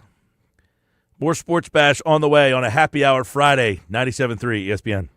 Eagles football on 97.3 ESPN this Sunday as the Eagles travel to face the Minnesota Vikings. He's going for Barkley, and it is caught by Barkley down the far sideline, and he is in for the touchdown. Excellent play call. And Jalen Hurts drops a dime right into Barkley's lap. Pre-game coverage begins at noon. Merrill and Mike call all the action starting at 1 p.m. This is where the Eagles play. 97.3 ESPN. Over 40 years ago, John Jenkins Sr. changed the game by inventing the heated bench that keeps football players warm on the sidelines. That's right, the Jenkins family brought comfort to the gridiron. And today, they bring the same winning formula to homes and businesses across the region. Jenkins, a 3-generation family-run team you can trust in the clutch. Need a new gas furnace, boiler, or hot water heater? Ask about utility loans up to $25,000 at 0% for 7 years. And rebates up to $2,950. Visit JenkinsandSons.com. Finding great candidates to hire can be like, well, trying to find a needle in a haystack. Sure, you can post your job to some job board, but then all you can do is hope the right person comes along, which is why you should try ZipRecruiter for free at ZipRecruiter.com/radio. ZipRecruiter doesn't depend on candidates finding you. It finds them for you. Its powerful technology identifies people with the right experience and actively invites them to apply to your job. You get qualified candidates fast. So while other companies might deliver a lot of hay, ZipRecruiter finds you what you're looking for. The needle in the haystack. See why 4 out of 5 employers who post a job on ZipRecruiter get a quality candidate within the first day. ZipRecruiter, the smartest way to hire. And right now, you can try ZipRecruiter for free. That's right, free at ZipRecruiter.com/radio. That's ZipRecruiter.com/radio. ZipRecruiter.com/radio. Whatever your vision for holiday decorating, the Home Depot has what you need to bring it to life. Like our warm white holiday lights with steady lit technology, so your lights stay glowing even if one bulb fails. Whether you're going for a soft, warm glow or a colorful display of holiday cheer, choose from our wide variety of holiday lights starting at $5 in-store only. Find everything you need to get your holidays started with the Home Depot. Comcast Business can help turn your small business into a connected, secure, modern business. It's how retailers become constantly connecting must-visit shops. How restaurants become reliably up and running neighborhood favorites. How healthcare offices become the data-protecting caregivers that we all depend on. And how wealth management firms become cyber-securing guardians of your information. With reliable connectivity, enhanced cybersecurity, and Wi-Fi backup, your business can stay connected and get threat-ready with Comcast Business, powering possibilities. Get started with our reliable business internet. Plus, stay connected when you add Wi-Fi backup for just $35 a month. And ask about a $500 prepaid card on a qualifying gig bundle. Call today. Restrictions apply. Wireless Connect requires business internet for additional monthly charge. Taxes and other fees extra. Prepaid card offer ends 11/16/25. Wesley Financial Group is not a law firm, and Chuck McDowell definitely not an attorney. This is Chuck. If someone talked you into buying something really silly and you want to get out of that silly little thing, my advice, get the facts. Call me and I'll send you our timeshare exit kit absolutely free. Inside, you'll learn how timeshare works and all your options for cancellation. Call Wesley now for your free exit info kit. 800-329-2121. That's 800-329-2121. Hi, it's me, Flo, here to tell you that with the Progressive Home and Auto Bundle, you get 24/7 protection, so you're covered no matter where the day takes you. Even I added too much water to the pizza dough day? Yep. How about getting a call from my daughter to pick her up at the airport because her boyfriend is unreliable day? Especially that day. What about finding out that one of my pipes suddenly burst in my basement day? Progressive has every day covered 24/7 with a Home and Auto Bundle. Also, you have a lot of bad days. Oh no, that was all the same day. At least you're covered with Progressive. Progressive Casualty Insurance Company affiliates and other insurers. Not available in all states. Caesars Sportsbook app is the only sportsbook app with Caesars rewards. Bet on gridiron action and earn perks on every game like hotel stays, bonus bets, game tickets, and more. Download the app using promo code RADIO20X and place your first bet of $1 or more for a chance to double your winnings on your next 20 bets. Open to new users in New Jersey who are 21 or older. Max bet at $25 for boosted winnings. Max additional winnings $2,500 per bet. Profit boost tokens expire 14 days after receipt. See Caesars.com/promos for full terms. If you or someone you know has a gambling problem, call 1-800-GAMBLER. It's the Sports Bash with Mike Gill. Do I have everybody's attention now? On 97.3 ESPN and the 97.3 ESPN free mobile app. I can't get past what A.J. Brown said a couple of days after the Super Bowl on the Instagram post, where he said, I've never been a champion at the highest level before, but I thought my hard work would be justified by winning it all. It wasn't. My thrill for the game comes when I dominate. I don't know how the Philadelphia Eagles navigate satisfying A.J. Brown I don't know how they square that circle with what A.J. Brown wants versus what's best for this team and the blueprint that they used to have success last year. This is starting to feel Donovan McNabb T.O.-ish. That is Chris Canty on Sportsmanlike Moment of the Day, brought to you by Whitehorse RV. Find fall closeout savings on 2025s and select pre-owned RVs. Shop now before they're gone. Whitehorse RV, your RV adventure starts here. You know, I talked about this a while back when this whole A.J. Brown thing started, was this guy's unfulfilled by winning a championship, so I don't know what his potential drive, where it comes from. I don't know what drives him. He's saying, you know, what drives him is being, you know, putting in the work and then contributing. But contributing could be arbitrary. You can contribute by being on the field and being a decoy. You can contribute by being on the field and blocking. Yes. So I agree with what Canty's saying there. I said it a while back, the same thing. That comment did stick out to me of winning and it not fulfilling you the way you thought it would. And I wonder if that's rearing its head into this season right now. It very may well be, not just because of what he said in the offseason, but because his general interactions have always been a little weird, right? You know, you've talked about, Mike, the whole, hey, I'm A.J. Brown, I'm just going to smile and act like it's not a big deal, but I'll jump on social media and tell you how I really feel. And then A.J.'s like, no, that was nothing, you know. There's some very weird, like, elements to his personality that don't really add up. Well, the big thing is, if he's saying, what am I doing this for? If I'm not getting gratification out of winning a Super Bowl, what's my goal? What's my drive? What drives me to want to do this? Which then we're all going to ask, well, what does drive you? I would ask that question, and I would really ask it if I was watching the game last night and saying, this guy got 23 targets. That would drive me. But they won the game. See, I think A.J. doesn't want to be the guy that gets 100 yards and lose. He wants to have 100 yards and wins because he thinks if he gets 100 yards, your team is going to win. Right. So that's where I think there's the disconnect. He's not the guy that says, I would rather 10 catches for 150 yards and 2 touchdowns and lose. That's not who he is. Who he is I think if you throw me the ball 10 times, we're going to win. That's where I think there's a little bit of a disconnect. But then what do you do if you end up in a game where, for example, A.J. Brown has, let's just use an example, 10 catches, 150 yards, 2 touchdowns, and they lose? Doesn't guarantee that you're going to win, but he feels that you have a much better chance to win that game if he's a part of the playbook. I do game think, plan. I mean, I think we all can agree that if the Eagles did a better job at getting their receivers more involved, they probably would have success. Then the question is, why don't they? Listen.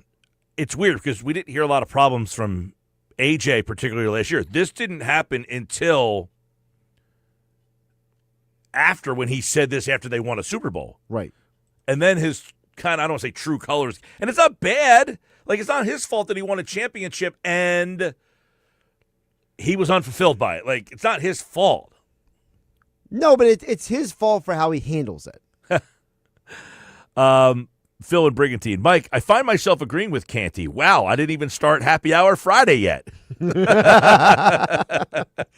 now, Canty's going to want to know that. He's going to want to know that on the unsportsmanlike moment of the day, somebody finally agreed. An Eagles fan finally agreed with Canty. Kumbaya, my lord. Well, it's because I agree with Canty on this one, though, too. Yeah. I don't know that it's going down the T.O. McNabb road quite yet. That one came down to money. That one came down to contractual, and that got there was a lot of weird stuff going on with that. That one got business personal. Yes. This one, I don't know that we're at business personal yet. Now, there is a possibility that some people have speculated their relationship off the field as friends has been fractured. Correct. But I think that happens a lot of times, right? But I think that's more of, like, Jeff Mosher brought this point up to you, Mike, which is he said, listen, a lot of people, as they get older, you know, their lives go different directions. People have kids, they have families, they get married. Jalen Hurts just got married. A.J. Brown's got a kid. So, like, some of that just is part of life. What's the bigger story? The Eagle the Eagles, A.J. Brown, what's going on here, or our listener agreeing with Canty? Phil and Brigantine, a great I listener, think it's the by listener the way. agreeing with Canty. I mean, Canty has been like public enemy number one at times in this area. Well, I will say now this. He's got people agreeing with him. I will say this. I do agree that when he said that, and we've talked about it on the show a lot, that whole admission that winning that thing was eye-opening, I think, for a lot of fans, is you play sports to win championships. If winning the championship is not fulfilling, then why do you play? Right. What then fulfills you? And I don't know that there's an answer to that if you're A.J. Brown. What is the answer to that? What fulfills you? Don't know. And then it gets into, if you're unfulfilled, do you need to be somewhere else to be fulfilled, to Canty's point? Now, listen, we're not advocating for A.J. Brown to be traded, but maybe there is a point where it's like, hey, the shelf life of A.J. Brown in Philadelphia is maybe not as long as we thought. And I'm not advocating for A.J. Brown to be traded either. The only way I would consider trading him is in the offseason if I say the ROI that we get is not there. We're paying him to be X, and we don't need him to be X. Correct. So we can move on from him. Now, the question would be, what do you get in replacing him and all that stuff? Because you had a team that didn't have A.J. Brown on it. And what did it do? It led you to go get A.J. Brown. Correct. You saw what your wide receiving core looked like without A.J. Brown. It was Devontae Smith and a bunch of jamokes out there. Yep. So you went and got A.J. Brown to move Devontae to the second chair. Now, that doesn't mean Devontae could be the number one guy at some level, but you're going to have a drop-off. The question would be, does your offense need A.J. Brown to function? Right now, you would say, not like this. Right, and then the question is there somebody who can do a similar job to A.J. Brown? I don't know about that. There's not too many A.J. Browns out there. Now, the question would be, to me, isn't can someone do something similar to A.J. Brown? It's, can someone complement Devontae at a cheaper price so that we can now make Devontae that Because guy. you're going to have to start thinking about this if you're the Eagles. Got to pay Jalen Carter, got to pay Quinyon Mitchell, got to pay Cooper DeJean.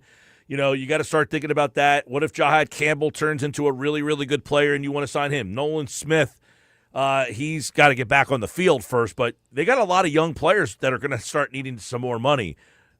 You might not be able to continue to keep two receivers making the amount of money, but I do agree with what Candy said, that the fact that winning the Super Bowl did not fulfill him, I wonder how much that plays a role into what's going on right now. That's our Unsportsmanlike Moment of the Day, brought to you by White Horse RV. Your RV adventure starts here. Football at 4 is next.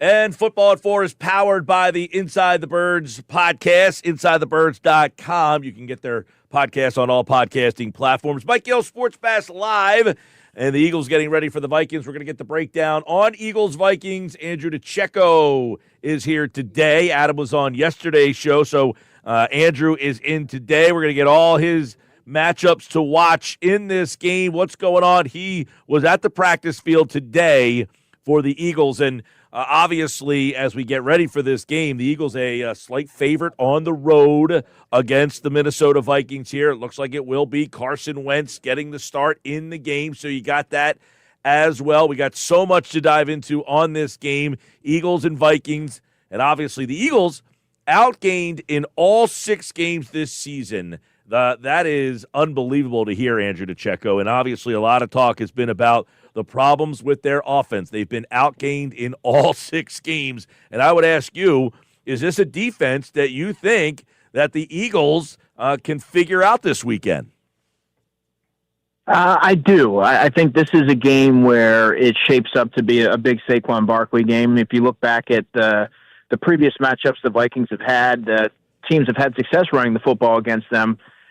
So I don't know if they have the personnel up front. Now, they have players who can get after the quarterback, but when you're looking at Javon Hargrave, Jalen Redmond, both good pass rushers, but not necessarily as adept at stopping the run. So this seems to be a really good spot to get that facet of the offense going, which is much needed. And then once that gets rolling, as we all saw last season, it opened things up in the passing game as well. So I think this should be a game where they're able to bounce back. Yeah, obviously Minnesota has struggled against the run in some weeks. Atlanta really torched them against the run. That was the game. Pittsburgh had a good game against the run. So we'll see if Philadelphia gets going against the run here or gets the run going this week. Last night we saw a game in which a wide receiver had 23 targets. Now, we're not asking for that, but do we anticipate? We think A.J. Brown watched that game last night and was like, hey, man, what do you think of that offense over there? But can they get the passing game more fluid moving forward here?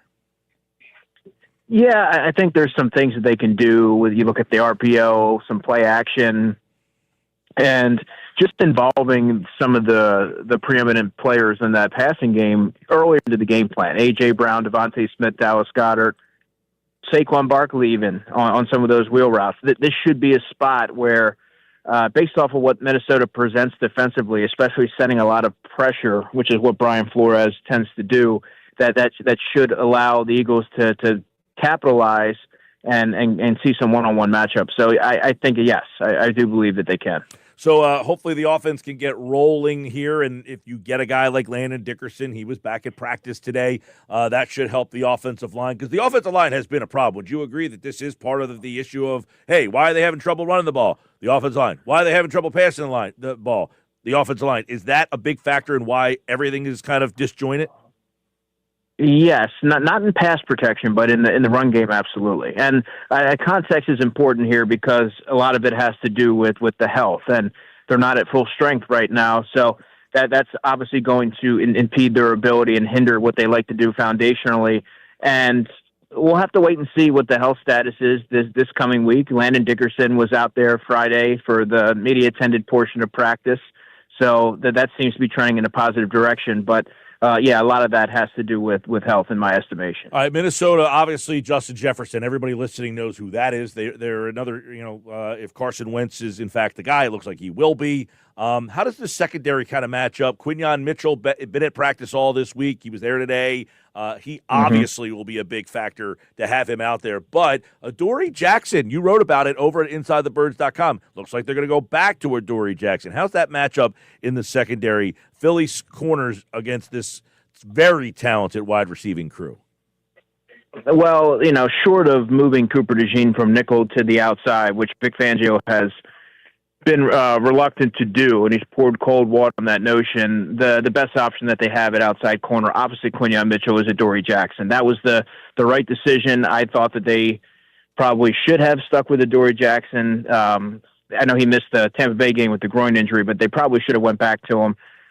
Keely Ringo's a third-year corner. He's young. I get that they want to give him the opportunity to try and put his stamp on that position, but it wasn't working out. And when both players were forced into duty against the Giants, Adoree performed better. So I think when you look at what the Vikings present from a skill position standpoint, you feel a little bit more comfortable putting a veteran who's in his 9th season out there to play with Quinyon Mitchell and the rest of the secondary, because there's not a lot that he hasn't seen.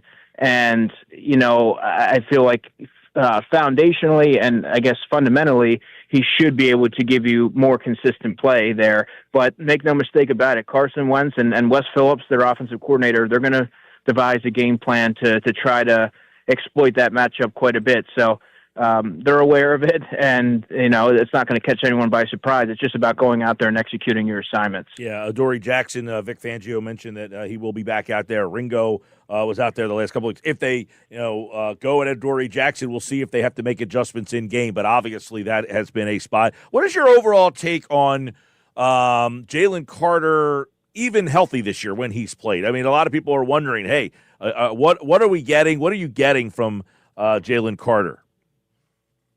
He's had some moments where he's really flashed, but they haven't been as frequent as we've seen. Dealing with the shoulder injury is obviously going to hinder that a little bit, and he didn't play Thursday night with the heel injury in the game at MetLife Stadium. That had nothing to do with the turf that MetLife has.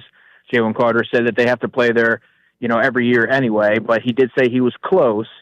He was out there Friday, and I just think that he needs to round into form a little bit. Vic Fangio earlier in the season mentioned that he needed to get into better shape, and I think the tape really reflected that.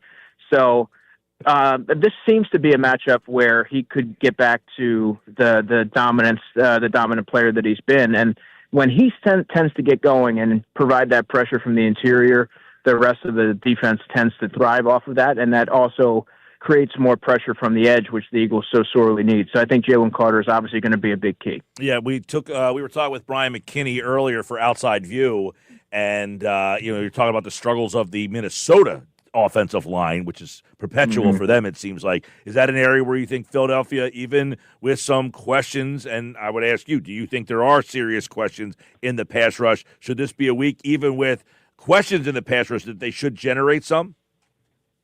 Yeah, well, look, I think Minnesota's done a nice job in addressing it. Donovan Jackson was a high draft pick, and they have some players there. They just haven't had a clean bill of health. But this should be a matchup where the Eagles are able to dial up pressure. And when I say that, I mean mostly from the interior, with Moro Jomo, with Jalen Carter, with Jordan Davis, Byron Young, and maybe even Ty Robinson, who played 19 snaps against the Giants and had that batted pass.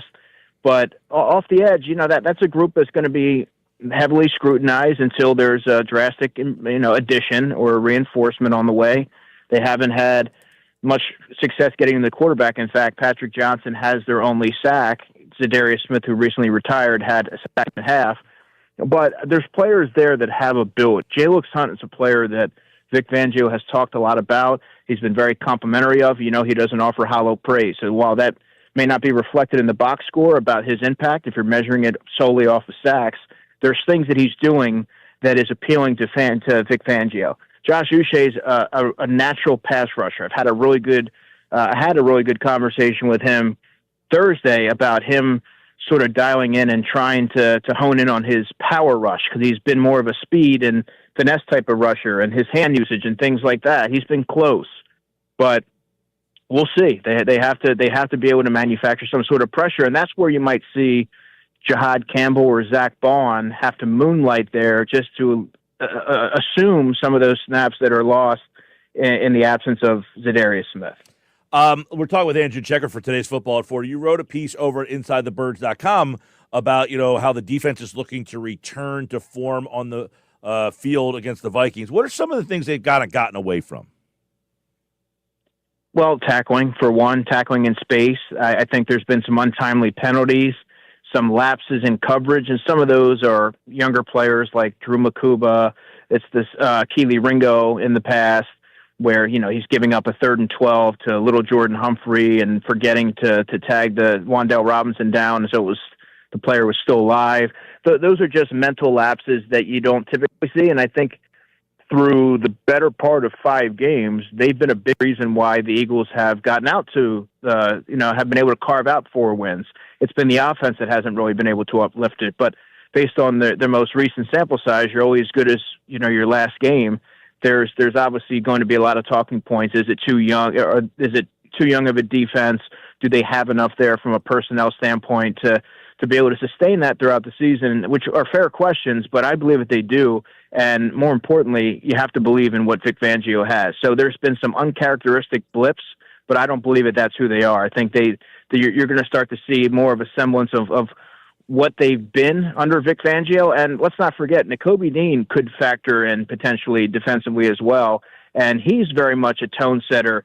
He is someone who tends to galvanize that group and get things going. So I think having him there potentially could also generate some big plays. It was going to be my next question for Andrew, which is Nakobe Dean. You know, what's the plan with him in your mind? Do they almost have to say, hey, we got to figure out something? And do they try to use Campbell more in that pass rushing role, or is that just not where he's at right now?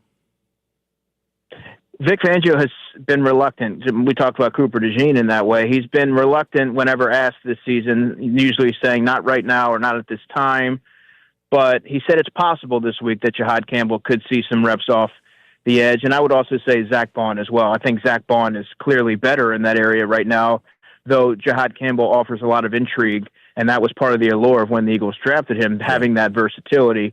But a lot of this is obviously going to be predicated on whether or not Nakobe Dean, whether or not the Eagles feel comfortable allowing Nakobe Dean to take on a larger role defensively. He played just 6 snaps on special teams against the Giants. And if he's able to do that, and the Eagles do have an embarrassment of riches at linebacker, that affords them some flexibility in how they can deploy Jihad Campbell and or Zach Bond. So I think that there's a big chance that Nakobe has a more significant role defensively this week. And I would expect that to increase as he continues to get some games under his belt. All right, we'll see how it all goes down. By the way, the Vikings are 0-2 under Kevin O'Connell against the Eagles, so we'll see if he can get his first win. Philadelphia, a 2-game losing streak. If they lose 3 in a row, I mean, pandemonium will break loose here. What is the biggest matchup key in this particular meeting that you are watching that could decide this game, Andrew? Yeah, I'm going to be looking at the trenches, and that's really where it all starts for me, watching how the Eagles' offensive line is able to respond. It's not often you can say an Eagles team under Nick Sirianni was kind of got out-muscled, but they certainly did Thursday night against the Giants. I want to see them respond by really getting back to that bully ball style that they want to play, dominating the point of attack, controlling the game, and dictating how the defense goes, and really blowing that line off the ball and getting Saquon Barkley going. It's long overdue, and I'm going to look to see. This is a matchup that on paper they should be able to capitalize on, and so it favors the Eagles on paper. We'll see if they're able to go out there and execute it. 2.5-point favorites. By the way, Hurts back-to-back losses after winning 18 of his previous 19, including the playoffs. Another loss. It will be the longest losing streak for him. It happened 3 other times where they've lost 3 straight for the Eagles, but that was back in 2023, the last time it happened. You can listen to the game right here on 97.3 ESPN. The Eagles and the Vikings, pregame at noon, kickoff at 1 p.m. right here on 97.3 ESPN. He's Andrew DiCecco from the Inside the Birds podcast. This is Football at 4. Andrew, thank you, sir. Thanks, man. All right, Andrew DiCecco here for Football at 4 today from the Inside the Birds podcast here on the Sports Bash Live on 97.3 ESPN, the 97.3 ESPN free mobile app. Live video streaming on the X platform, YouTube, at Mike Gill Show. Follow, watch the show. And, of course, the Eagles and the Vikings, they will meet on Sunday. Looking forward to that. An old-fashioned 1 o'clock game after the Thursday night football game that we had the other day. We'll see how it all unfolds. All right, let's get into this week's edition of the Friday Five. It's brought to you by Jersey Cow. Ice cream is a year-long thing at Jersey Cow. 3 locations, Absecon, Brigantine, and in Northfield. If the Eagles lose, you can indulge with some Jersey Cow. All right, Josh, let's get the Friday Five from the summertime. Interesting schedule this week. We saw a good one last night. Bengals and Steelers. I have Jamar Chase. I'm glad I didn't trade him. I made the mistake, Mike, of benching T. Higgins in my one league, but starting him in the other. So last night was kind of a cringe. It was like, kind of game for me. Yeah, I had Warren last night, too. So my 2 players last night did pretty well. But just amazing. Like, if you're A.J. Brown and you're watching that game last night, are you like, Dude, this guy got 23 targets in one game. And he got thrown to him by a 41-year-old. It just shows you, like, you can get it done. Yeah. Last night was definitely an example. By the way, and Rodgers had a great game as well. Him getting 2 touchdowns. 2 41-year-olds playing on a short week. Yeah. It just goes to show you that at some point, you just got to accept the reality that maybe the Eagles don't have an offense that's good enough right now. Or designed well enough. Because yeah. I saw Jamar Chase with like 20 reception or 20 targets, and then target 21. He's wide open. It's like, at some point, did somebody say, hey, this guy's open? But also that 2 of those throws by Aaron Rodgers, like, you're telling me that Jalen Hurts can't make those throws too? Of course he can. All right, let's get into the Friday Five for this week here on the Sports Bash. All right. Rams, Jacksonville. How about that? London. I'm excited for this game. Now, it's a bit of a letdown that Puka Nacua has been ruled out for the game, but it still should be fun. You know, you're going to see, do the Jags really have it against a very good Rams defensive front? Yeah, I think that's a game that now I can't find my Week 7 picks from. I must have been the one that I did not write them down. I have every other week in here. I can't find my Week 7 picks. I have a whole spreadsheet with all my Friday 5 picks from the summer. But I'm going to go out on a limb and say that Rams Jacksonville was not one of my picks in the summer. Probably was not. But it's okay. It is here now, and I think so. You like the London games too. You like the 9:30 in the morning game. Yeah, I mean, I like them to have. It doesn't mean I like the matchups all the time. True, but I mean, you like the time. Like if it's yeah, I'll take a 9:30 weekly game. You're going to get that pretty soon, by the way. Let's see. All right, so that would be one. How about Indianapolis Chargers? I'm going to say that wasn't on my Friday 5 this summer. By the way, an important injury, Josh Downs ruled out for that game. So schmucks like me who picked him off of waivers thinking we're getting a steal, lost for us. Yeah, I have Daniel Jones as my fantasy quarterback. Can you believe that? In 2025, I have Daniel Jones as my fantasy quarterback. Indiana Jones, baby. Game number 3, how about Washington-Dallas? That's on the Friday 5. That's all the points right there. Just over. Yeah, that one's a pinball machine. By the way, Terry McLaurin pinball game. ruled out. He's on my fantasy team. He's on my injured list, yeah. Game 4, Friday 5, Tampa-Detroit. I mean, you're talking about 2 teams that have quarterbacks who are playing very well this year. Well, Tampa right now is the 1 seed. Some people think Detroit's the best team in the NFC, so now they're playing each other. Big game. If you're Philly, you're rooting for Tampa or Detroit? You're rooting for Tampa because you're the tiebreaker. They also only have 1 loss. You have 2. But still, if the season you want them ends, to come back to the pack, or do you want to try to catch them? That's the conundrum. You do play Detroit coming up. You do. But if you allow the Bucs to knock off Detroit for you, knock Detroit down a notch. You know what I mean? The other one would be either Atlanta, San Francisco, the Sunday nighter, or Houston, Seattle, the late Monday night game. I think I'm going to go Atlanta, San Francisco Monday night. I mean, I'm very intrigued by the Houston-Seattle game because this is an important game for Houston. I like the game. I'm saying those 2 are tough, but I think Atlanta. We talked with Casey Joyner yesterday. He talked about how good Atlanta's defense has turned into. Yeah. If Atlanta's defense is really that good, that team's going to be a problem if their offensive weapons start to mature.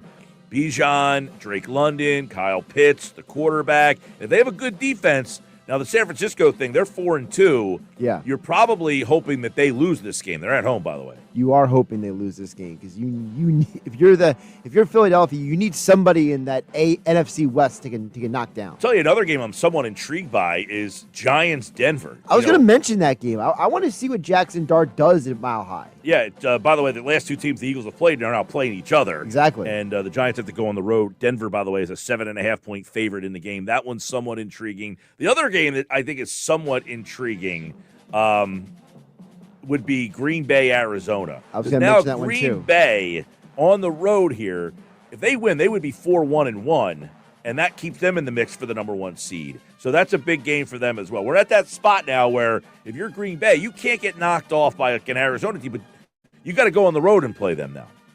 And the thing with Arizona is, remember, they did not have Kyler Murray last week. and Jacoby Brissett went off. So now if you're Arizona, are you in that situation where you're like, could Kyler play, but maybe we keep him on the bench because Jacoby played so well last week, or do we bring Kyler back? Those are always tough. Like the whole thing with Mac Jones and Purdy. Like, what's going to happen in that situation? I mean, there's speculation that Purdy's going to play this Sunday, but we don't know yet. You know, they've been making this a game time decision each week. Friday 5, there you go. My Friday 5 this week. My 5 favorite games outside of the Eagles: Rams, Jacksonville, Indy, Chargers, Washington, Dallas. By the way, the Washington-Dallas game you can listen to on 97.3 ESPN. That'll be on after the Eagles game. And then the Sunday night game, Atlanta, San Francisco, that game will be on 97.3 ESPN. And then the Monday night game, Tampa, Detroit, that game will be on 97.3 ESPN. By the way, Eagles will be on 97.3 ESPN, obviously, against Minnesota. Over on our sister station, Rock 104.1, at 1 o'clock, we'll have Vegas and the Chiefs. Kind of an interesting game, too, because now we get to see if the Chiefs are really back. Because now they kick the crap out of the Lions. Do they build on that, or do they take a step back and lose a bad home game? They are a 12.5-point favorite. And when you had Q Myers on the other day, he mentioned that the Raiders have covered the spread in a lot of these games against you. They played them very close, even the Raiders have been bad. So, 12.5, by the way, it's the biggest number, and it's the only double-digit number the entire weekend. I mean, I'm just saying, you might want to take that. I'm just putting it out there. Friday 5 brought to you by Jersey Cal. Ice cream is a year-long thing at Jersey Cal. 3 locations: Absecon, Brigantine, Northfield. Check them out. I like the Nutty Nana. That's what I'm going for this weekend, I think. If I can get over there, Nutty Nana will be my pick. Nice. All right, Sports Bash Live, 97.3 ESPN. We still got so much more to go. Nuggets are on the way. By the way, Joel Embiid, we've told you, cleared to play tonight. He will play in a pre-season game for the first time since 2023. By the way, if you want to listen to that game, that'll be on our sister station, Rock 104.1. The final preseason tune-up, Joel Embiid will play tonight. Over on 97.3 ESPN tonight, we've got both baseball games, and I predict a sweep in the Dodger series. The other series is now 2-2. I was just going to ask you, because we didn't get to talk about it too much today, but how about the other Sixers news? Oh, Bob Myers, yeah. Bob Myers rolling up to the Sixers facility. And we've kind of hinted at that, like, hey, he's there. Well, now he's there. Oh, he's there. He's there now. Because the reporting is that apparently the way it's going to work is Daryl Morey's now going to report to Bob Myers. Now Daryl Morey has somebody to be accountable to. Right. If you don't like the job that Daryl Morey's done, I am not going to argue with you about that. But now someone who's won championships is going to say, Daryl, you had enough time to play your little games. Now you're answering to me. I've won titles. So, Sixers, T-Wolves. How about a T-Wolves back-to-backer preseason game? They played last night, right? They did. Who put that schedule together? Not us. That game tonight is on our sister station, Rock 104.1. Embiid will play tonight. I don't even want Embiid to play tonight, actually. I want to see him run up and down the floor for 4 minutes and get benched. That's all he'll do, by the way. 4 minutes. Maxey played the preseason game the other night. He played one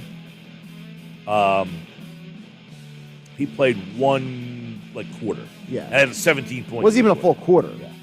All right, coming up, Nuggets, Sal Paolantonio, 5 o'clock, Jeff Nadu, his college plays of the week, 5:30, Sports Bash, live, 97.3 ESPN.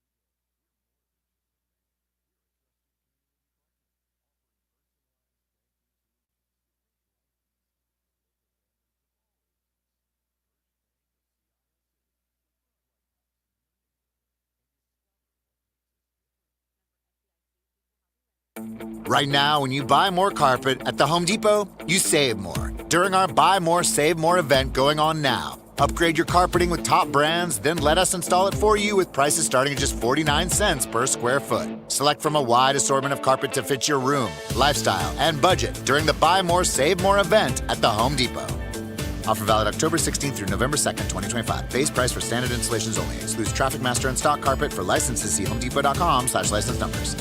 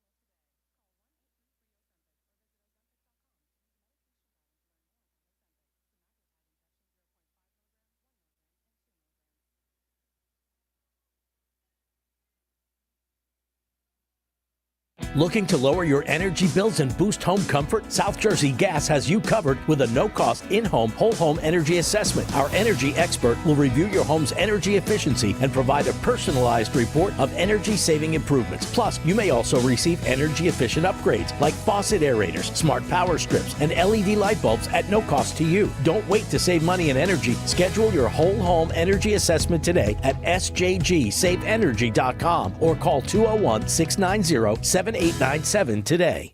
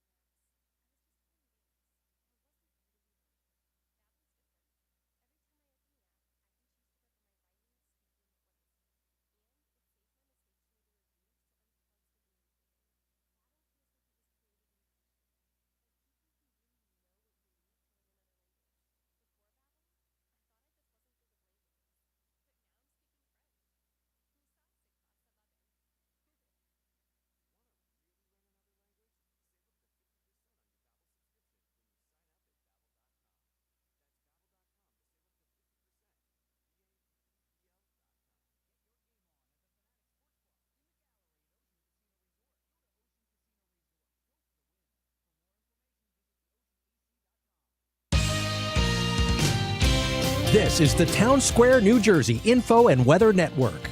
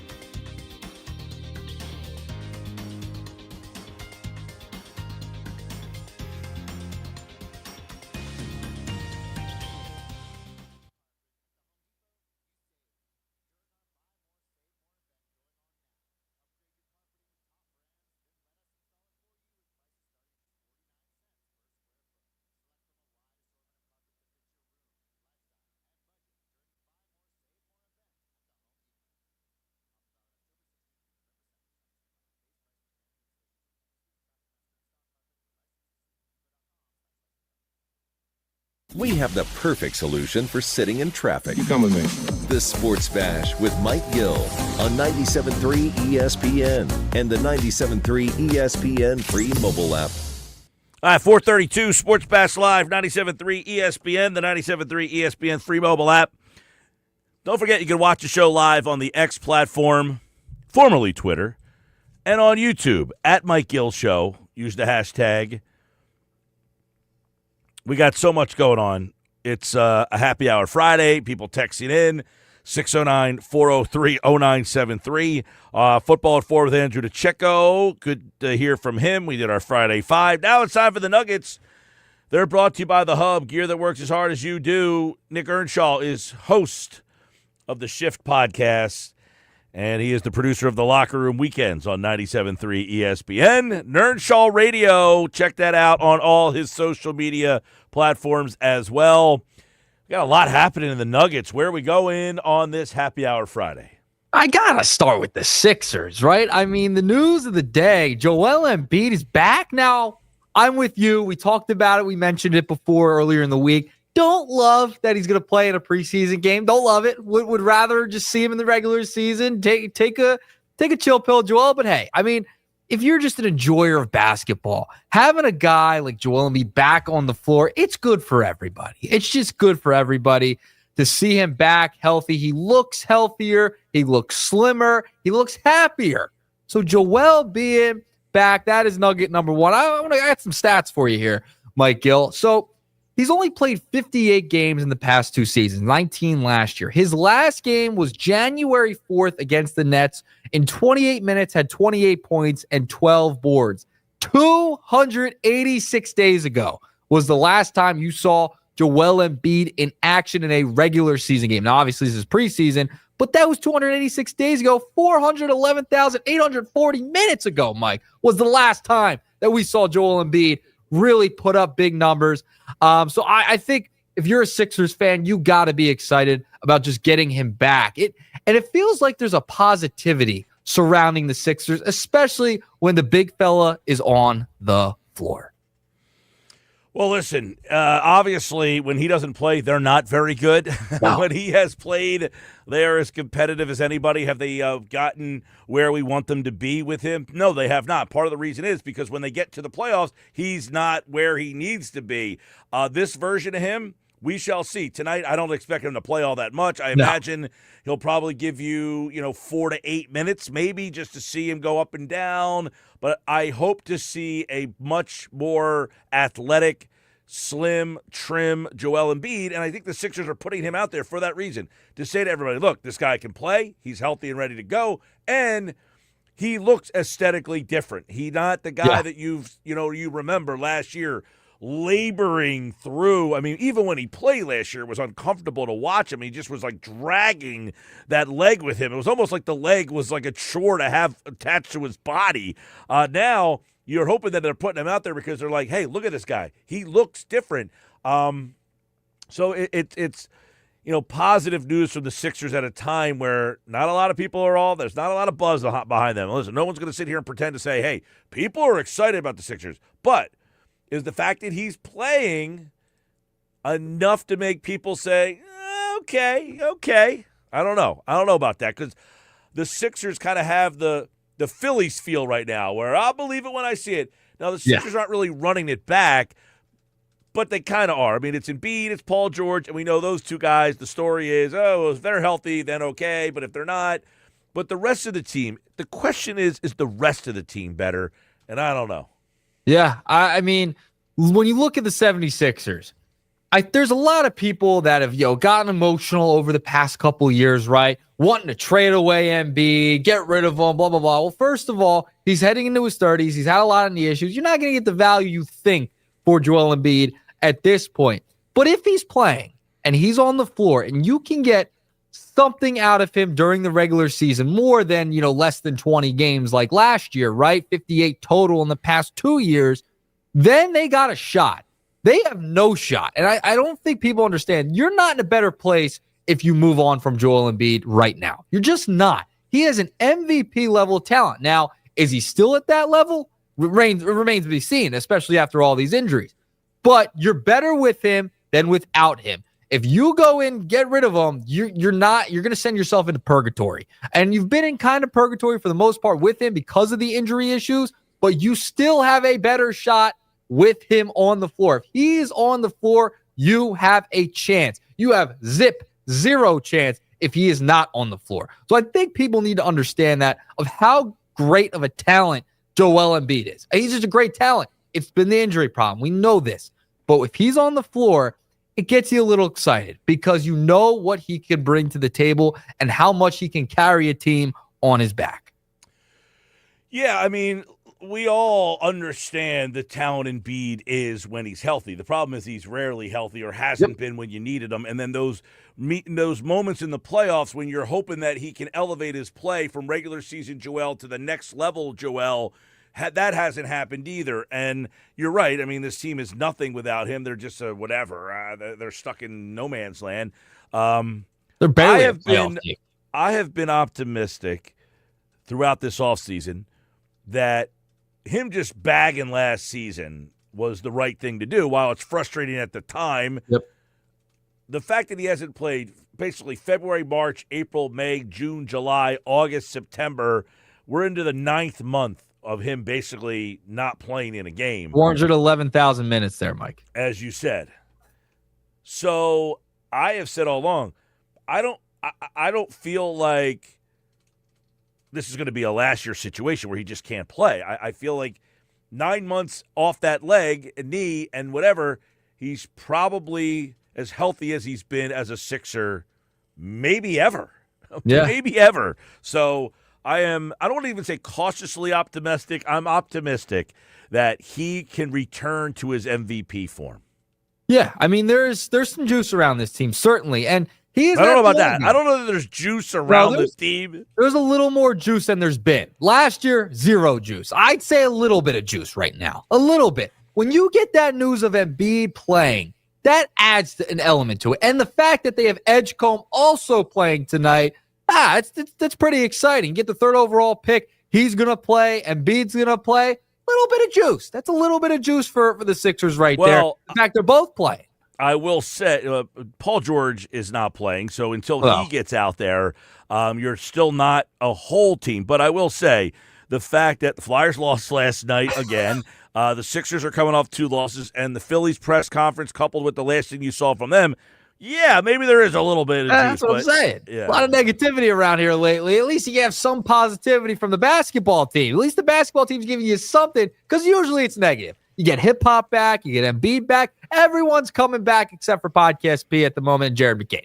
So there's some positivity. You got to find something right now. There's not a lot. Not a lot. So they're giving you a little bit. Are you going Sixers preseason game tonight? Are you going to watch? Yes, I'm in. I'm totally in tonight. The fact that Embiid's playing, of course. I got to see a couple minutes of Joe. Yeah, I'm in. It'll be on our sister station, Rock 104.1, for those of you who want to listen to Joel's return. Hear Tom McGinnis going bananas when he throws down a big dunk. Yeah, I need to hear a VJ Edgecombe dunk tonight. That's what I need. Maybe not, actually. I don't want him to get hurt either. So everyone just stay in their bubble wrap. Take it easy tonight. Just run up and down the court. Get some shots up, and you'll be fine. Just get ready for the regular season. Boston's like right around the corner. You're going to play Boston, then you come home, play the Charlotte Hornets. Just be ready for those games. And then you can kind of coast until the postseason. All right? That's where you're at. All right. With that being said, nugget number 2, we got to talk about the move that was made for the 76ers today. And you and Josh kind of were talking about before the Nuggets a little bit. And that is that Bob Myers has an official role with Harris and Blitzer Sports and Entertainment, the 76ers owners. Yes. Okay. So with that being said, is there going to be a power dynamic, a power struggle between him, Daryl Morey? And you kind of mentioned it before the Nuggets here, that now Daryl Morey really has somebody to answer to, right? He is in charge. Bob Myers is going to be in the building. He's going to be around. We've seen him in the box at the Commanders games with Josh Harris's hat looking all floppy and weird. So you're going to see Bob Myers probably more often around the Sixers. The fact that he is a champion, he built that Golden State team, right? Built the Steph Curry, Klay Thompson duo, the Splash Brothers. He is in the building. There is no way, no how he's not going to have some say in the 76ers. That's what it feels like. Now, obviously, he's going to be the president of Harrison Blitzer, so he's going to be in charge of the Sixers. Crystal Palace FC of the Premier League. He had an investment in Joe Gibbs Racing as well as part of this whole thing. And obviously, he's going to support Josh Harris with the Commanders. So a lot happening. This is a big, big deal regarding the Sixers and Bob Myers having some type of role now. Oh, I love this move. And, I'm not a big, I don't hate Daryl Morey, but I definitely think now Morey and Myers, if you remember, those two guys were kind of going mano-a-mano with those teams. Morey building the Rockets teams, Myers building the Warriors teams, Myers teams getting the better of Morey's Rockets. Now you put those two guys together, and it's hey, now there's some accountability of what you were doing to try to beat us wasn't working. I'm going to try to get you over the top. I like the fact, I think people look at it as one replacing the other. I look at it as you had two of the best guys at that time going up against each other. Yep. Now they're working together, and possibly that could be enough to get you over the top. Yeah, so he's kind of it's more of the business side that Bob Myers is in for this new role for the 76ers from what it's been explained and been reported today.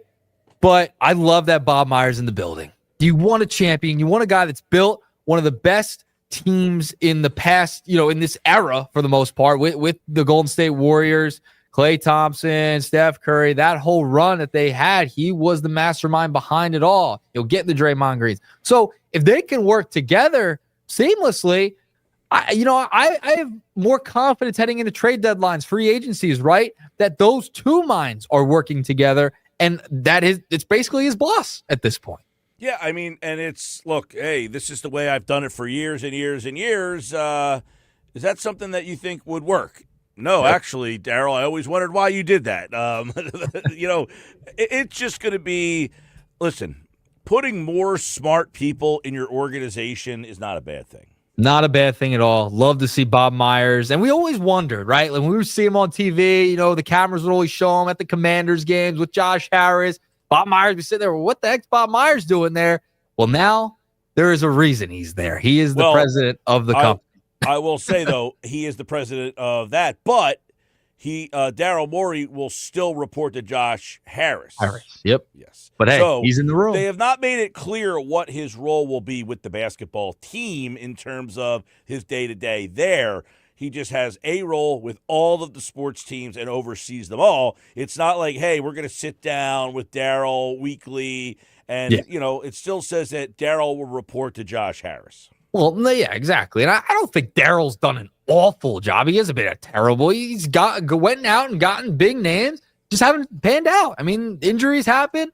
And sometimes, like we've talked about with the Phillies, you got to blame it on the players. The players deserve some blame as well for not executing. So that happens, and you can't stop injuries. So Daryl hasn't done an awful job. I wouldn't say he's done the best job, but he has not been awful by any means. Adding another name like that into the mix, not a bad thing whatsoever. All right, let's move along. Final nugget before we get out of here. Nugget number 3. We got to go to the poll question of the day. Stay or go. Final one of this week, Mike Gill. You put out Harrison Bader, who has an option, a mutual option. He has to agree and the team has to agree for $10 million for next year. He is going to be 31 years of age heading into 2026. Now, he had a really good season with the Philadelphia Phillies when he came over a couple of months from the Minnesota Twins. Spot Track also estimates him at a 2-year, $20 million deal for this offseason if he declines that option. So it could make sense for him to agree mutually to the contract, but there are going to be bidders for him. And I think he has to stay. I think your outfield is in a lot of trouble if he does not stay next season, because you're going to bring up Crawford. You'll probably put him in left. Center field, do you want to do the Rojas and Marsh thing again? I don't know if you want to do that. You had stability in center field, a guy that can also hit lefties and righties. I think this one is very important. Bader needs to be back, and especially since you gave Kepler $10 million, I think Bader at $10 million would not be a bad thing. Even if you give him $12 or $13 million, I wouldn't even mind that, because he is worth it more so than you paid Kepler last year. Yeah, I mean, I'm surprised at that number. I think that number might be a little off, but that number I would do in a heartbeat, yes, if I could do that, because now I get Bader in center, it puts Crawford in left, and then it allows me to keep Brandon Marsh if I want to, put him in right field, and then find a right-handed player to kind of platoon with him, and that would be, I don't know, do you want to look at a guy? I just throw out a name like, Austin Hayes is a free agent. You could look to bring him back and be the guy who hits against lefties, Marsh against righties, and they both play right field. And that's like your whole situation is Bader in center, but you're better defensively with that outfield with Marsh and Crawford and Bader obviously in center. But 2 years, 20, I would do that in a heartbeat for him. I'm surprised 87% are saying stay. Only 12% are saying go. Of all the guys this week, he's the runaway of the one that the people have wanted to bring back so far. Well, he came up with big hits and had a big second half with the Philadelphia Phillies. When he got traded here through August and September, he continued. He struggled a little bit in the beginning, but then he started hitting over 300 for most of August and into September. He was a massive part of this team, helping them win the NL East title. I think he gives you stability, and that's what you need in center field. He's great defensively, and he can hit both sides of the plate. That's huge, and if you can get him at that number, it might be a little low. Spot track might be a little off on that, I think. I'm with you there. But if you can get him back on a decent deal, you paid Max Kepler $10 million. What'd you pay Whit Merrifield the year before? Bader totally is worth it. Now, did you see the report on Castellanos in The Athletic? Yes, I did. Yeah, I did. So we know he's not coming back. He's I would just imagine, right? I would imagine that means he's not coming back. And if that's the case, if he is not coming back, you need to find someone to play at least part-time right field. So bringing back Harrison Bader would be big. But the report was that in June, when Castellanos got benched for his inappropriate comment, the dugout incident, numerous team sources said, left players and coaches disgusted. Yeah, you could tell. Do you remember me bringing up around probably that time, July-ish, whenever, I felt like he was moping around the stadium. It felt like he was moping around the dugout. He did not feel, he seemed a little disinterested in talking with anybody, right? He just didn't have that flair, it felt like, in the dugout, talking to everybody, Thomson, etc. He just seemed a little disinterested. And there was that walk-off hit. I forget who hit it during the year, but he scored the winning run, and he's kind of just walking over to his teammates. He wasn't even running out to celebrate with his guys. It's just over. It's been over, especially since that happened. You knew they weren't on the same page. He goes on the Mookie Betts podcast, puts on a pretty decent face, and then the whole thing happens on the road trip where he's talking to the media, and it was just a disaster. And it's over. I know he has 1 year left on his deal. They're going to eat a ton of it, and that's it. Castellanos, he was a disappointment, to say the least, with that contract. Oh, I've said numerous times that, and actually it's funny because one of the Phillies accounts out there tweeted this out earlier, is that everything that has been wrong with this team for the last 4 years stems from Castellanos being a failure. You signed him to protect Harper, and for 4 years you've been asking for a right-handed bat. Yep. You signed one, and he stunk. Yep. That was the problem that this team has had in the Castellanos signing. He was the right-handed bat, He was supposed to be. Supposed to be the right-handed power bat behind Harper. It would have helped this lineup tremendously if you got that 30 home runs out of Castellanos. But you did not. Ever. Not once. All right, Mike. Those are the Nuggets. 3-pack. Enjoy your weekend there. I will try to. Enjoy. All right, the Nuggets are brought to you by the Hub, gear that works as hard as you do. We'll do them again on Monday's show here on the Sports Bash Live on 97.3 ESPN. Coming up, Sal Paolantonio. It's Sal Pal Friday. ESPN Sal Paolantonio joins us every Friday at 5 o'clock right here on the Sports Bash. Does he look at this as a make-or-break game? We'll get his thoughts on that, the matchups here. What is wrong with this team in his eyes? Is it just a 2-week blip on the radar? Is it what Brian McKinnie told us? Hey, teams, get up for you. You're the defending champs. That's coming up next when ESPN Sal Paolantonio joins us for a Sal Pal Friday. You don't want to miss it. It's right here on the Sports Bash Live on 97.3 ESPN.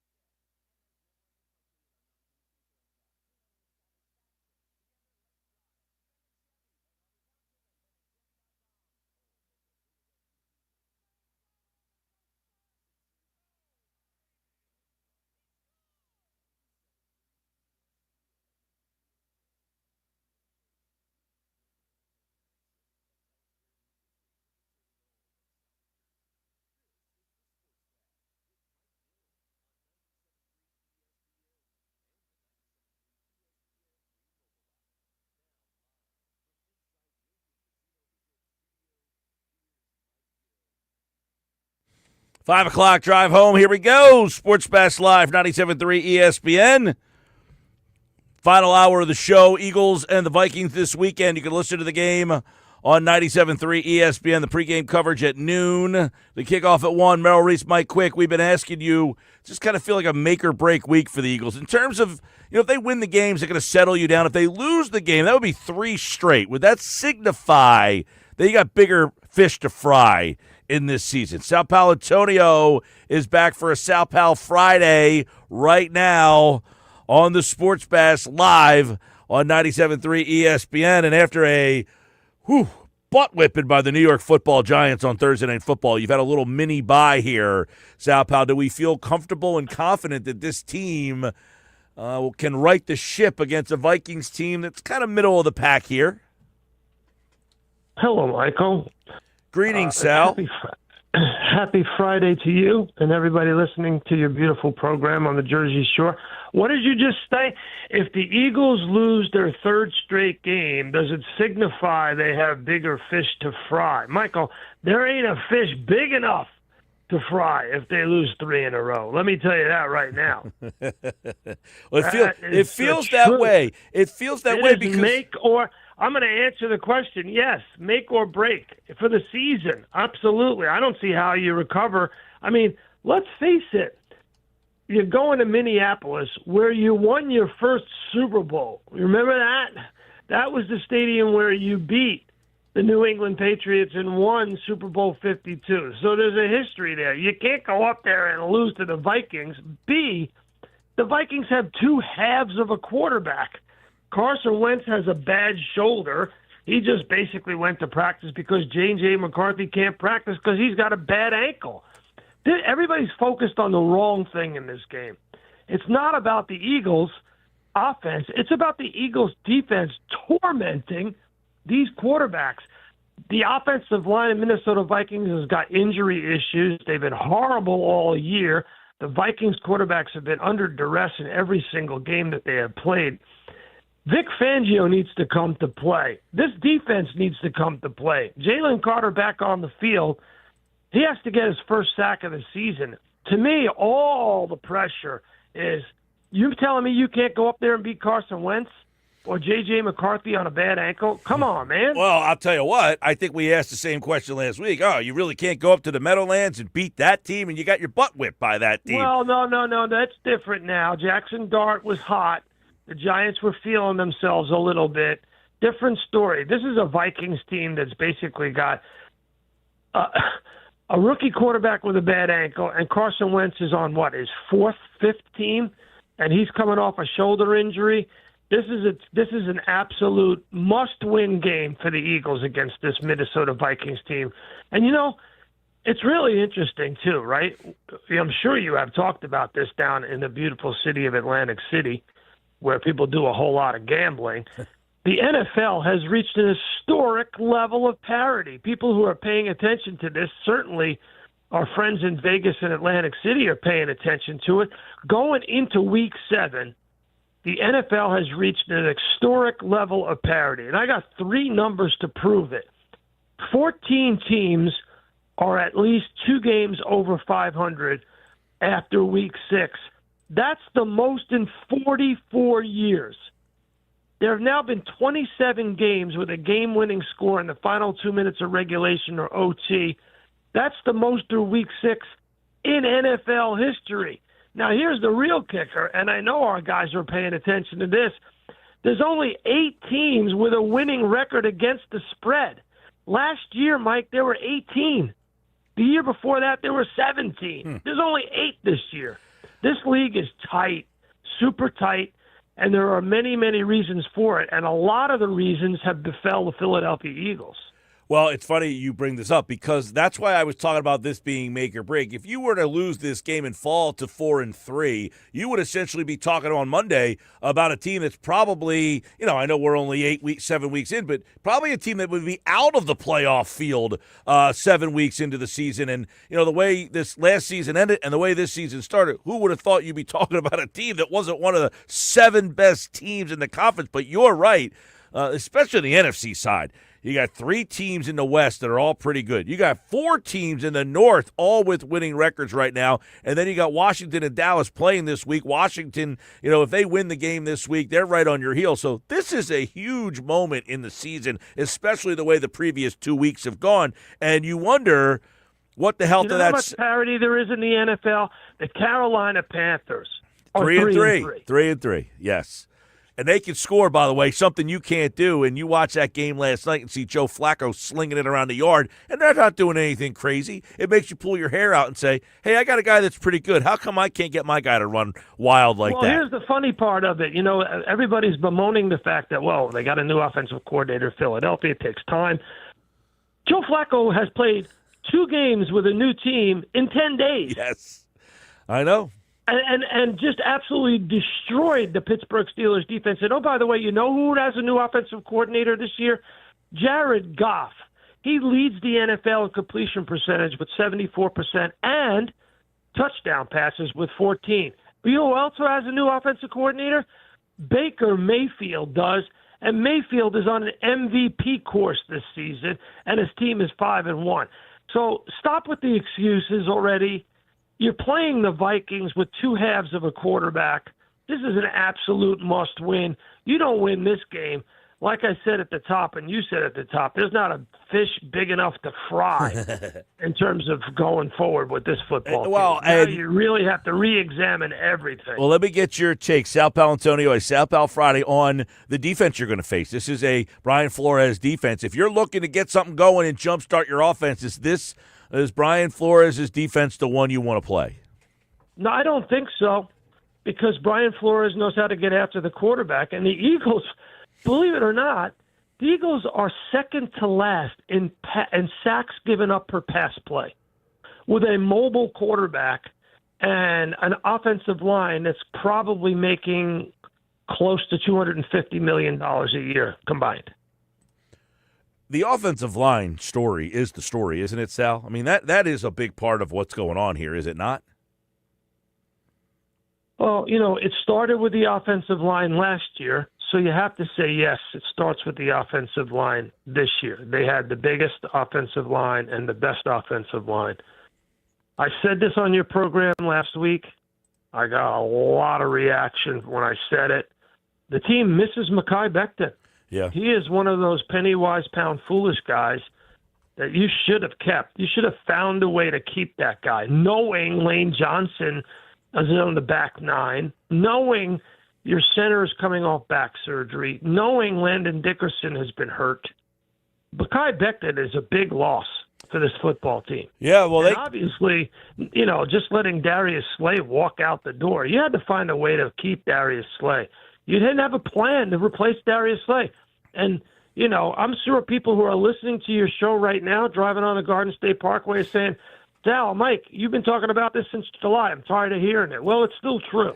It is true. And you're right. The offensive line in general, last year you got 5 guys for the most part. There was a stretch where Mailata missed like 4 games in Fred Johnson, but those 5 guys pretty much played almost every single snap together, which is unheard of in this league.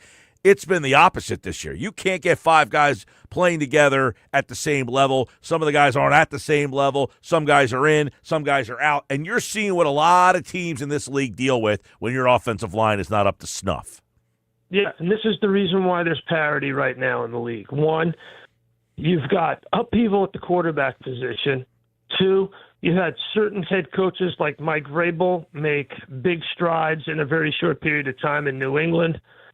3, injuries on offensive line and injuries in the secondary has been a big deal. And then the upheaval at the quarterback position, I think, is big. But going back to the offensive line for a second, Michael.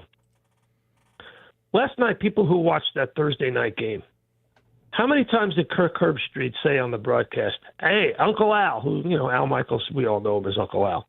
Hey, Al, the Steelers are going jumbo on their offensive line again to protect Aaron Rodgers and to run the football.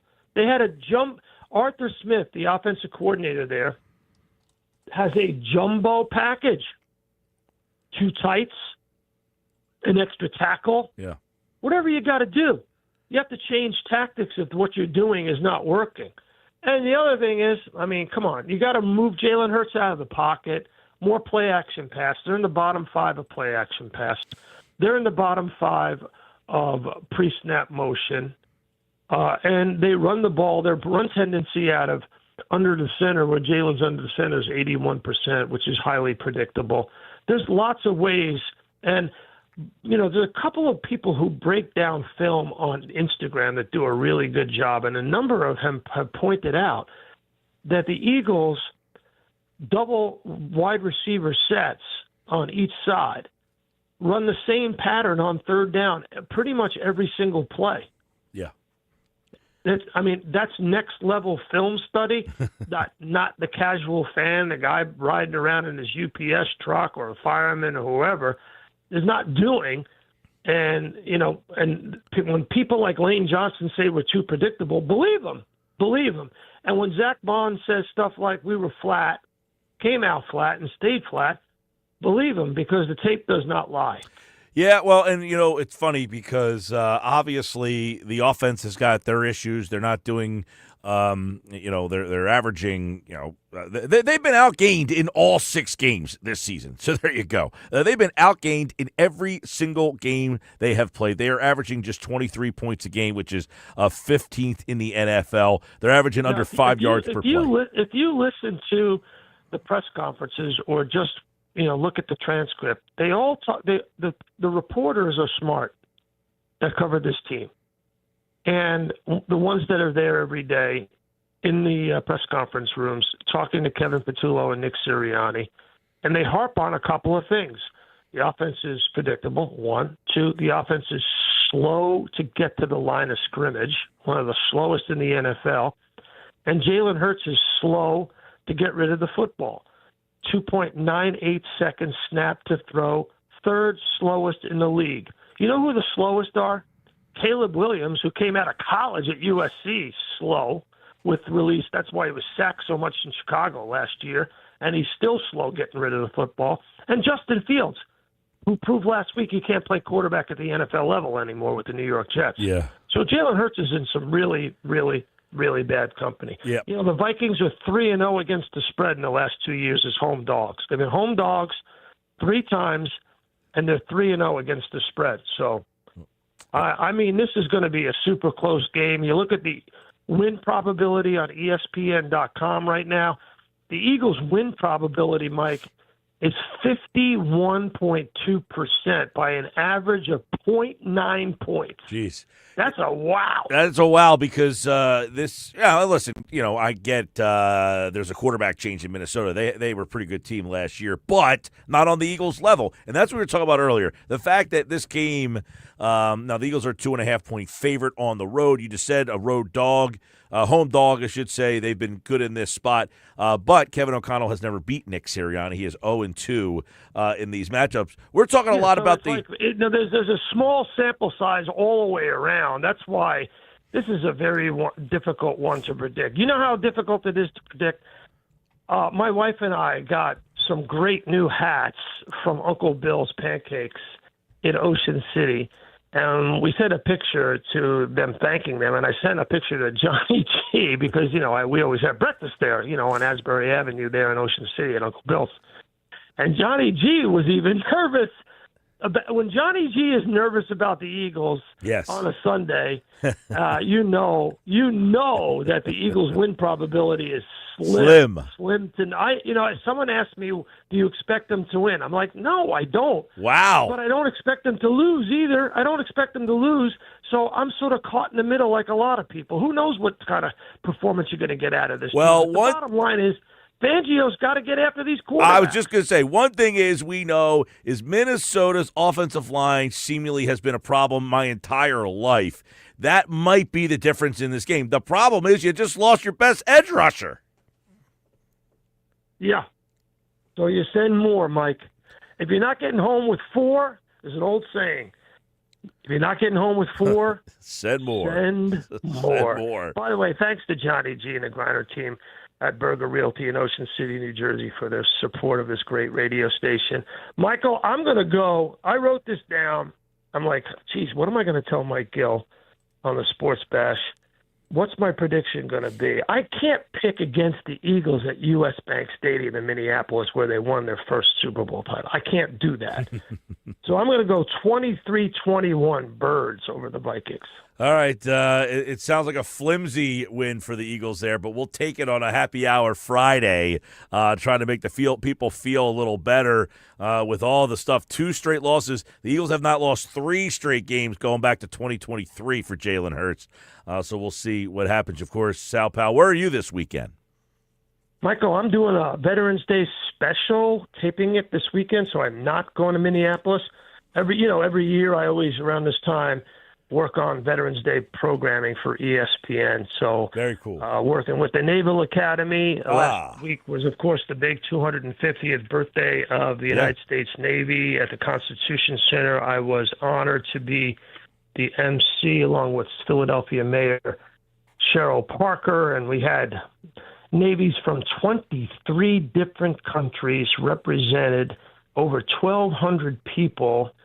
The Chief of Naval Operations, the Undersecretary of the Navy was there, dignitaries from across the region. It was really one spectacular event, Michael. I don't know how in the world they picked me to be the MC, but I was honored to do so. I really was. Well, it's been great. I saw the Flyers did the puck drop last night at the home opener. They had a lot of naval out there as well, so this has been a great week, and we wish you luck in that on Sunday, as the Eagles will need the luck against their old buddy Carson Wentz will get the start. That has been announced today for the Minnesota Vikings, and you can hear that game right here on 97.3 ESPN. He's Sal Paolantonio. Check out the matchup show, everybody. Eagles-Vikings, and Sal Pal ESPN is the Instagram where you can find out more on the Eagles and the NFL. All right, Sal. Happy Hour Friday to you.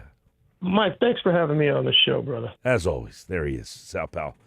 Sal Pal Friday here on the Sports Bash. Well, I'll tell you what, he said, I got to pick up the win, but didn't feel all that confident now, did he?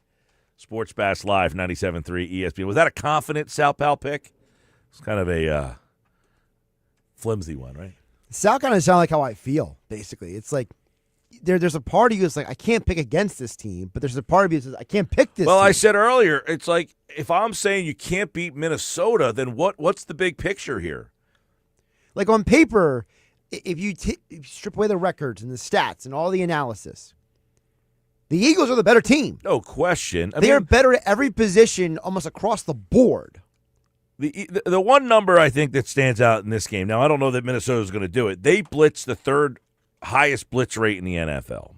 Could that be a number that they stick to their guns and that Jalen Hurts can get going? Well, here's the thing. Like you just said, get going, because Jalen Hurts has been one of the best quarterbacks against the blitz this year. It's the only part of his right, that's game what I'm saying. That's been good. It's the fact that teams have blitzed Jalen. He's done a really good job. Now, people have blitzed him in the first half, and then they've backed off in the second half, and that's where the Eagles have, they had the lead early in the Bronco game. Then they couldn't hold on.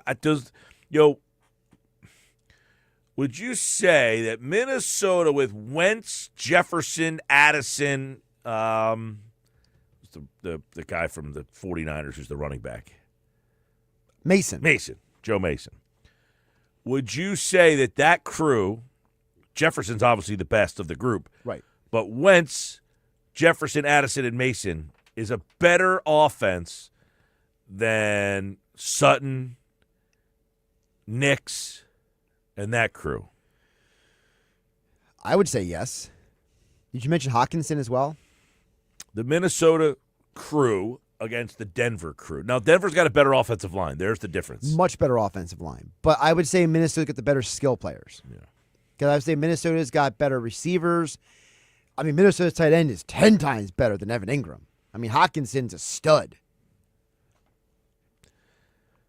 Like, they're comparable in terms of teams. Like, they're both really good defensive teams. I think Denver's better defensively. They both have head coaches who have offensive backgrounds, who elevate quarterbacks.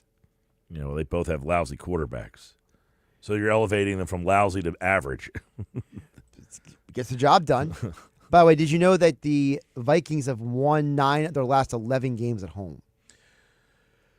I did not know that, but Sal Pal mentioned it the last couple times that they've been a road home dog. They've won. So, there's a lot here. I agree with him. It's a tough spot for the Eagles here. But to say that makes me feel like this Eagles team, if I really believe that that's the case, then that tells me I believe that this team is not all that good or they're just meh.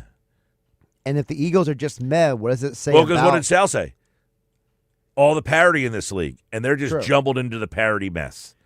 Is that okay, though? Is it okay to be part of the parity mess? No, because somebody, well, and maybe somebody will, but somebody needs to separate themselves and pull out of the parity. There's got to be a handful of teams, and you should be one of them with the talent you have on this team. But right now, it's not happening, and it's extremely frustrating and disappointing. That's what I would say there. If you can't go to Minnesota and beat a meh Vikings team, big picture for me is this season feels like they could make the playoffs, one and done, but I have a hard time thinking it's a Super Bowl team if you can't beat this Minnesota Vikings team. Especially, look, I get it, it's on the road. It's hard to win the NFL on the road. You need a win, as Sal said. You need a win. He said, make or break, absolutely. And I agree. My pick's coming up in about 20 minutes from now. Sports Bash Live, 97.3 ESPN, the 97.3 ESPN free mobile app. We got live video. You can watch the show on YouTube at Mike Gill Show. Just when you go to YouTube, go to youtube.com, and in the search bar up top, right, the Mike Gill Show, you'll find the channel right there. That's how you can watch us. Or on the X platform, formerly Twitter, at Mike Gill Show. Type that in, watch the show live there. And we got our best bets coming up. Jeff Nadu is in the house. At Jeff Nadu, our sports gambling expert from the Sports Bash. He's got his favorite plays for this weekend, and that's coming up next right here on the Sports Bash live on 97.3 ESPN.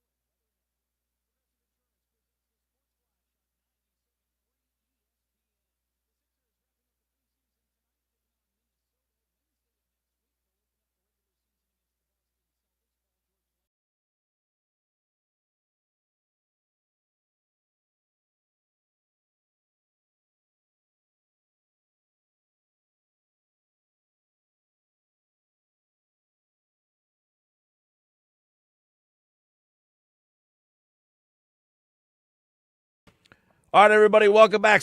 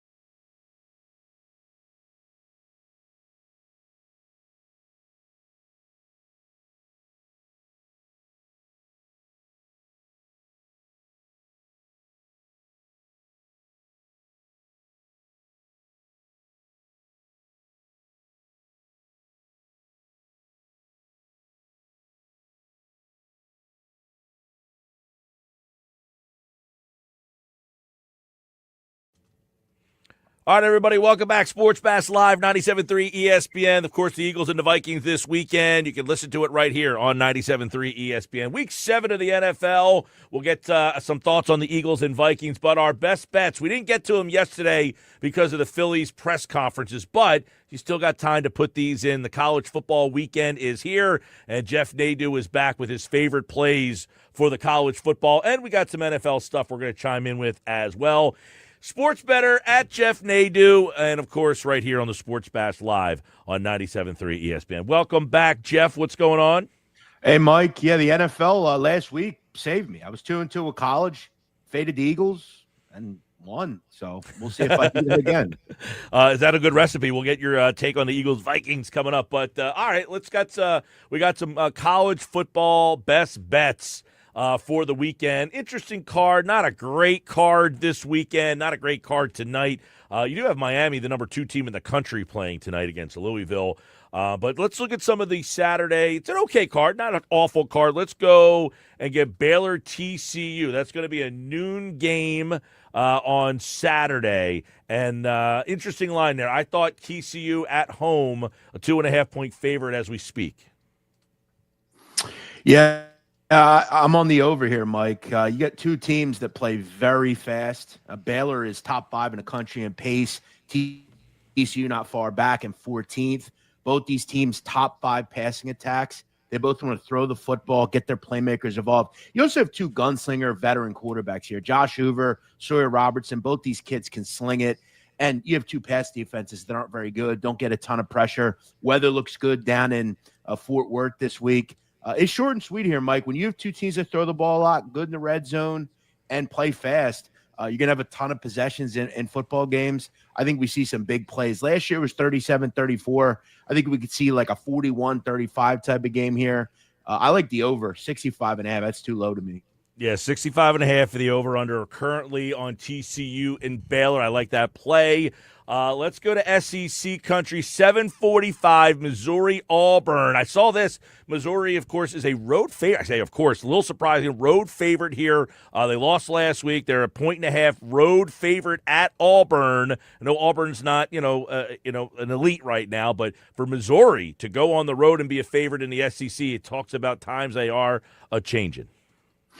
Yeah, I thought at times Mizzou looked pretty good last week. They kind of were hampered by some bad penalties. They took a 7-0 lead against Alabama, got off the field on 3rd down, but a stupid unsportsmanlike penalty kind of screwed them, and they were really just kind of fighting back the entire game. Ended up only losing by 3. It was a push. But again, that's a good competitor there in Alabama. Now they get an Auburn team, Mike, that just really can't get out of their own way. And I've talked to you about this time and time again. When you were betting college football, the NFL, if you were consistently betting on teams that are not good in the trenches, you are going to lose. And you look all of a sudden, this Auburn team can't get anything going, Mike, because they can't protect their quarterback. This team is bottom 3 in the country in sacks allowed. You look at the last 3 games, they've scored 10, 10, and 17. It's not good enough. And the pocket is breaking down. They can't get out of their own way on that level. And Mizzou's got a good defensive line. This is a very good pass rush. I also look at their offense. I just think they're better than what Auburn has. I like Bo Pribula. I like their rushing attack. This is Mizzou's first road game. But I got to be honest, 6 games in, I think they're almost welcoming a little road trip. How do you play 5 straight home games? Yeah, that I don't know. It's kind of one of those scheduling queries. They had a pretty poor schedule. But look, now you got to go on the road. This isn't a real difficult trip. I feel like you kind of welcome a road trip. It's a new challenge. I think they'll be coached up for this one. The Mizzou team is very good analytically. Analytics like them a lot. I had this number a little higher. I put it at 3 personally. So at 1.5, I still think there's some meat on the bone. You just play a money line here, straight up win. I think Mizzou gets the job done here. All right, Lex, Missouri on the road at Auburn, TCU over 65.5. That's the first 2 plays. Let's go 4 o'clock in the American. New coach at UAB. Memphis coming in at number 22 and a big road favorite, 21.5 currently, 62.5 over under for the Tigers. Yeah, under Mike Trent Dilfer, who was just fired by UAB, they were one of the better over teams in the country. I think under Trent Dilfer, they were nearly 60% to the over. Look, I mean, just because you fired Trent Dilfer, I mean, your defense isn't going to get any better. This is, to me, the worst statistical defense in the country. They can't stop anybody. They gave up 53 last week to FAU. That's Florida Atlantic. It's not Florida State. It's not Florida. It's not Miami. It's Florida Atlantic. This team can't get out of their own way. And what I like about UAB overs is, for as bad defensively as they are, they throw virtually more than anyone in the country. If they're down in a game, which you look at last week, put 33 on the board. So, I mean, they can't stop anybody. They score a bunch. Memphis is going to run roughshod on them. Memphis is always a good offensive team. They're always going to put a bunch of points on the board. And if you're Memphis, Mike, I think you have a large initiative at this point in the G5 to leave no doubt, continue to score points. If you have 45 on the board, getting 52, getting 59, these big 59-20, 61-17 type games, I think they're important to you. If you were to lose, you need style points. With your Memphises, your South Floridas, I think overs make a lot of sense because I think they're going to continue to try to score if they have the ball. Memphis will probably have 400 rushing yards in this game. I think it's like a 55-20 type game. I like the over here. I think UAB is always good for that. I think that Tennessee game is very similar here. Tennessee, 56-24, I think it was. I think that's the game here. I like the over, Memphis UAB. 62.5 is the overplay that's there. Too low. Speaking of Tennessee, they're going to Bama, and all of a sudden Bama's back in the top 10. They're ranked number 6. Tennessee just outside at number 11. You're going down to Tuscaloosa and Alabama. More than a touchdown favorite here. I thought this number was pretty interesting. That is a 7:30 kick night, and it's a 50 at night, I should say, 59.5 over-under. 2 interesting numbers, in my opinion. Yeah, I see 8.5, and I just, to me, I put it up closer to 10. I like Alabama here for a couple of reasons. Number one, they're at home. This is a Tennessee team that, when we really look at them this year, they did lose to Georgia. It was a close game. But you look at last week, I mean, they allowed Arkansas to really kind of get back into the game.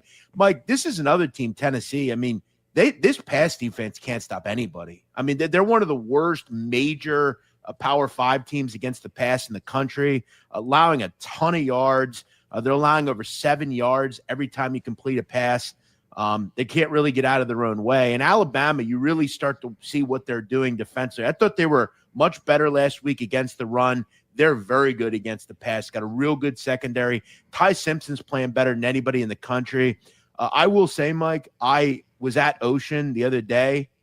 I played Alabama 7-1 to win the national title. I think this team, you could argue right now on paper, is the best team in America. They have probably the best quarterback. They've got a bunch of weapons on offense. Defensively, they have one of the better secondaries, and they're starting to look better up front. I think they run roughshod, kind of win this game similar to the way they beat Vandy by 10, 12 points. I think Alabama gets the job done. I'll lay 8.5. I think they win by 10 or more. Vandy, first time they've been favored in an SEC game in 120 games or something like that. Was that finally a favorite, Vandy? I will say, Mike, and I credit. There's a guy, Brad Powers. He's big into college space. I think he kind of debunked that rumor. I want to say they were a favorite a year or so ago. I could be wrong, but still, they're not a favorite often. I know my old boss has a big bet on Vanderbilt, so we'll see. Vandy, that SEC, it's all turning around upside down now with new teams over there. That not the old faithfuls are dropping in the SEC. You're no longer getting your Floridas. You used to get Florida, Alabama, Georgia as the top. There's a couple other ones in there, but now you're getting your old misses and Vanderbilt. I told a lot of people before the season I was very high on Texas A&M. I was very high. Now again, it's still early. We're only week 8, but they're undefeated, playing well. I still say I think Alabama's the best team. And I think there's value on them, like anything above 6-1. I mean, DeBoer's getting them to play. They're playing really well right now. They've covered 6 straight home games, and Tennessee 6-14 as an underdog since 2020. It's the worst among all power conferences. So good spot for Alabama there, you go. There as well. Eagles and the Vikings. What's your the Eagles on the road, of course, this week, coming off of a awful loss on Thursday night, plus an awful quarter against the Denver Broncos that resulted in a loss. So let's take a quick look at that with Philadelphia, a road favorite in the game.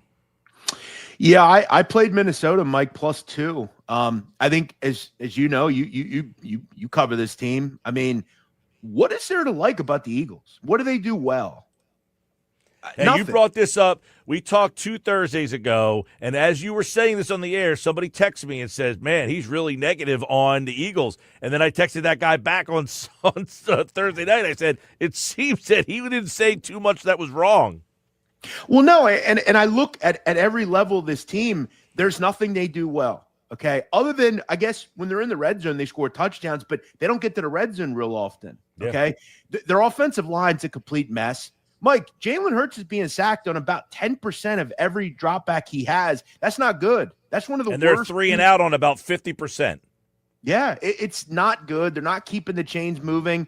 Their star receivers pissed off. You can clearly see. They can't run the ball. Saquon Barkley, what's his longest run? 17, 18 yards? The other night, what was it, against Denver, I think it was, they had 2 real good runs to start, and then he didn't do much the rest of the game. Throw in, play calling's a complete mess. The only change you're going to have, I don't care about a players meeting. The only thing that's going to change is changing the coordinator. It's real simple. That's what's going to change here. On defense, I don't know how on earth, Mike, they thought this pass rush was good enough to compete. I don't. And then what's more comical is that Darius Smith retires. Yeah. And now what do you have? You're not going to get Nolan Smith back anytime soon. You got to go out and make a move. I don't know what they're waiting on. They have no cornerback 2. I said that before the season. I didn't understand how they thought cornerback 2 was good enough. Their cornerback 2 they're going to see this weekend in Minnesota.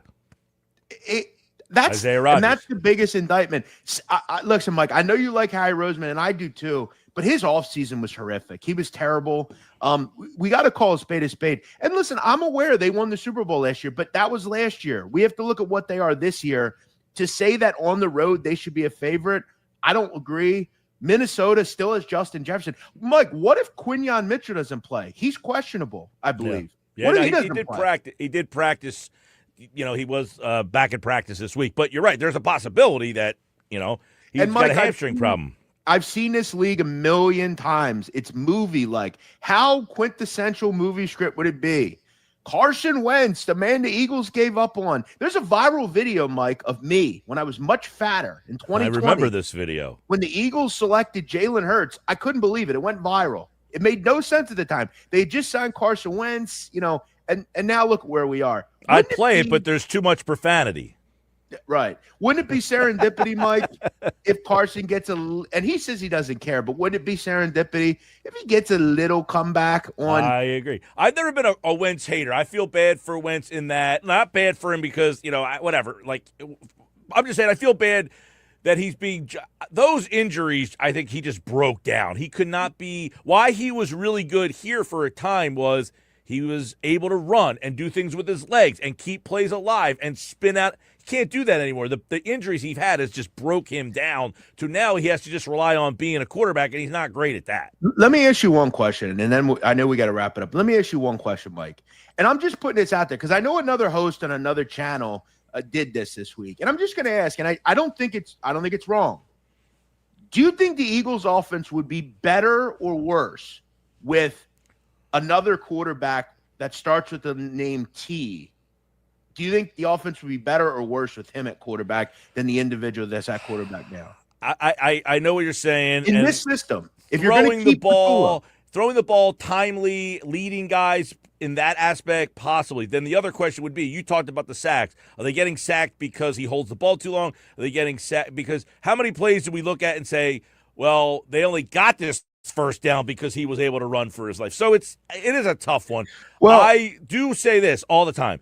All these lists come out in the summer, and Jalen Hurts, I said, no, he's not a top 5 quarterback. He's not. No. He's a winner. I liken him to what Tim Tebow was for Florida. Like, was he a great passer? No. But he just had the it factor, and they always won. At the end of the day, you're like, I don't know how they did it, but they won. And that's kind of hurts. Is he elite passer? Is he elite thrower? Does he have elite accuracy? Does he have elite No, he has none of that. But at the end, the results are he wins. All I'll say is, and what annoys me about this group is I watch a team, and I know maybe the other night they didn't play real well, but I look at a team like the Lions, right, who have 2 really good receivers, maybe more than that. They have a good tight end, a good running game, same as the Eagles on paper. Why does that offense look the way it does, and why does this offense look the way it does? Jeff, go to last night's game. Jamar Chase had 23 targets. Just throw the guy the ball. He's the best player in the field. And guess what?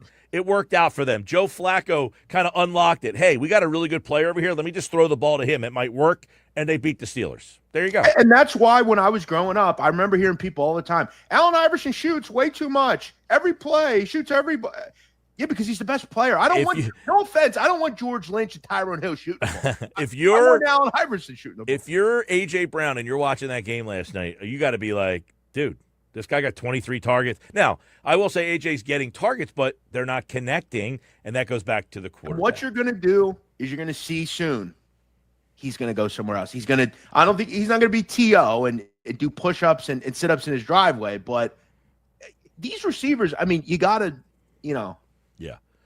How many days till college basketball? About 3 weeks. Season starts first week of actually under that. Season starts first week in November. I'll be back Bet US. Looking forward to it. I've already got some futures in. Looking forward to it. It's going to be a good year. College basketball. Well, we might have to do the demands out there. People keep saying that we need to do more stuff, so we'll have to be in touch. But good stuff we got to today. do that. We got to figure it out. We'll be at Ocean on Monday. If you're in the neighborhood, stop by. I'm going to be in the neighborhood soon, and I'm going to stop by, I promise. All right. At Jeff Nadu, everybody. More Sports Bash coming up, 97.3 ESPN.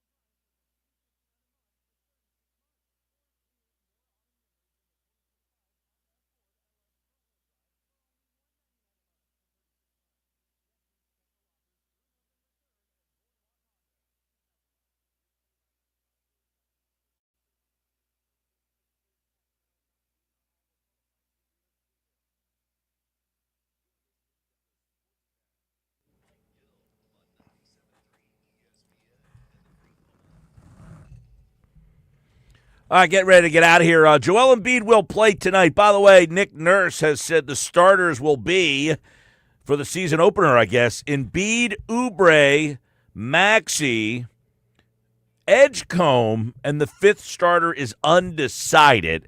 So it looks like VJ Edgecombe is going to be in the starting lineup. No Quentin Grimes yet. I would imagine Grimes would be the fifth starter. Possibly Watford is a guy. He's not playing tonight, so that's why he's not in the lineup tonight. But that game is going to be on our sister station, Rock 1041. Don't forget, folks, Caesars Sportsbook is the only sportsbook app offering you Caesars rewards. Bet on gridiron action and earn perks on every game like hotel stays, bonus bets, game tickets, and more. Download the app using my promo code Radio20X. Place your first bet of $1 or more for a chance to double your winnings on your next 20 bets. Open to new users in New Jersey who are 21 or older. Max bet of $25 for boosted winnings. Max additional winnings, $2,500 per bet. Profit boost tokens expire 14 days after receipt. See Caesars.com/promos for full terms. If you or someone you know has a gambling problem, call 1-800-GAMBLER. All right, before we get out of here, let's get the picks for the weekend here. And, of course, the Eagles and the Vikings is what we're looking at. This one's tough, man, because the Eagles are a road favorite here. The numbers kind of suggest that they should win this game. I hate the way this offense is playing right now. I don't feel great, but 10-day layoff. Now, keep in mind, the Vikings are coming off a bye. They played 2 games in a row overseas. So they also are coming off a bye here. So you have 2 well-rested teams. So normally I would say, the Eagles have this little mini bye, and maybe that gives them a little bit of something, but that gets negated a little bit by the fact that the Vikings also had a bye last week. You give Brian Flores extra time to see what's the problem with the Eagles, and I think he's going to exploit them. Ugly game for me. Ugly game for me here. Does Philly find a way to win? Does Minnesota have enough? Carson Wentz? Ooh, this is tough. I got Philly. Give me like 19-17. Ugly game. Kicks, miss extra points, something weird. Block field goal maybe? Could happen the way the Eagles are playing. It's about the best thing they have offensively is a blocked field goal, maybe a blocked punt. I got Eagles 19-17. Game balls this week. I'm going Dallas Goedert, the tight end. He's the guy who gets the touchy boo. I know a lot of people think Saquon. I don't know. Minnesota's not great against the run. Give me Goddard this week. And on the defensive side, I'm going to go Cooper DeJean. Cooper DeJean does something we're talking about Monday. They're my guys. That's it for me. Thanks to everybody who tuned in. If you're watching on the YouTube channel or on the X platform, don't forget to hit the like button. Subscribe on YouTube for more. We'll be back on Monday live at Ocean Casino at the Fanatic Sportsbook. Tonight we got ALCS, NLCS on 97.3 ESPN. Sixers basketball, the final preseason game. Joel Embiid will be in the lineup. That is over on our sister station, Rock 1041.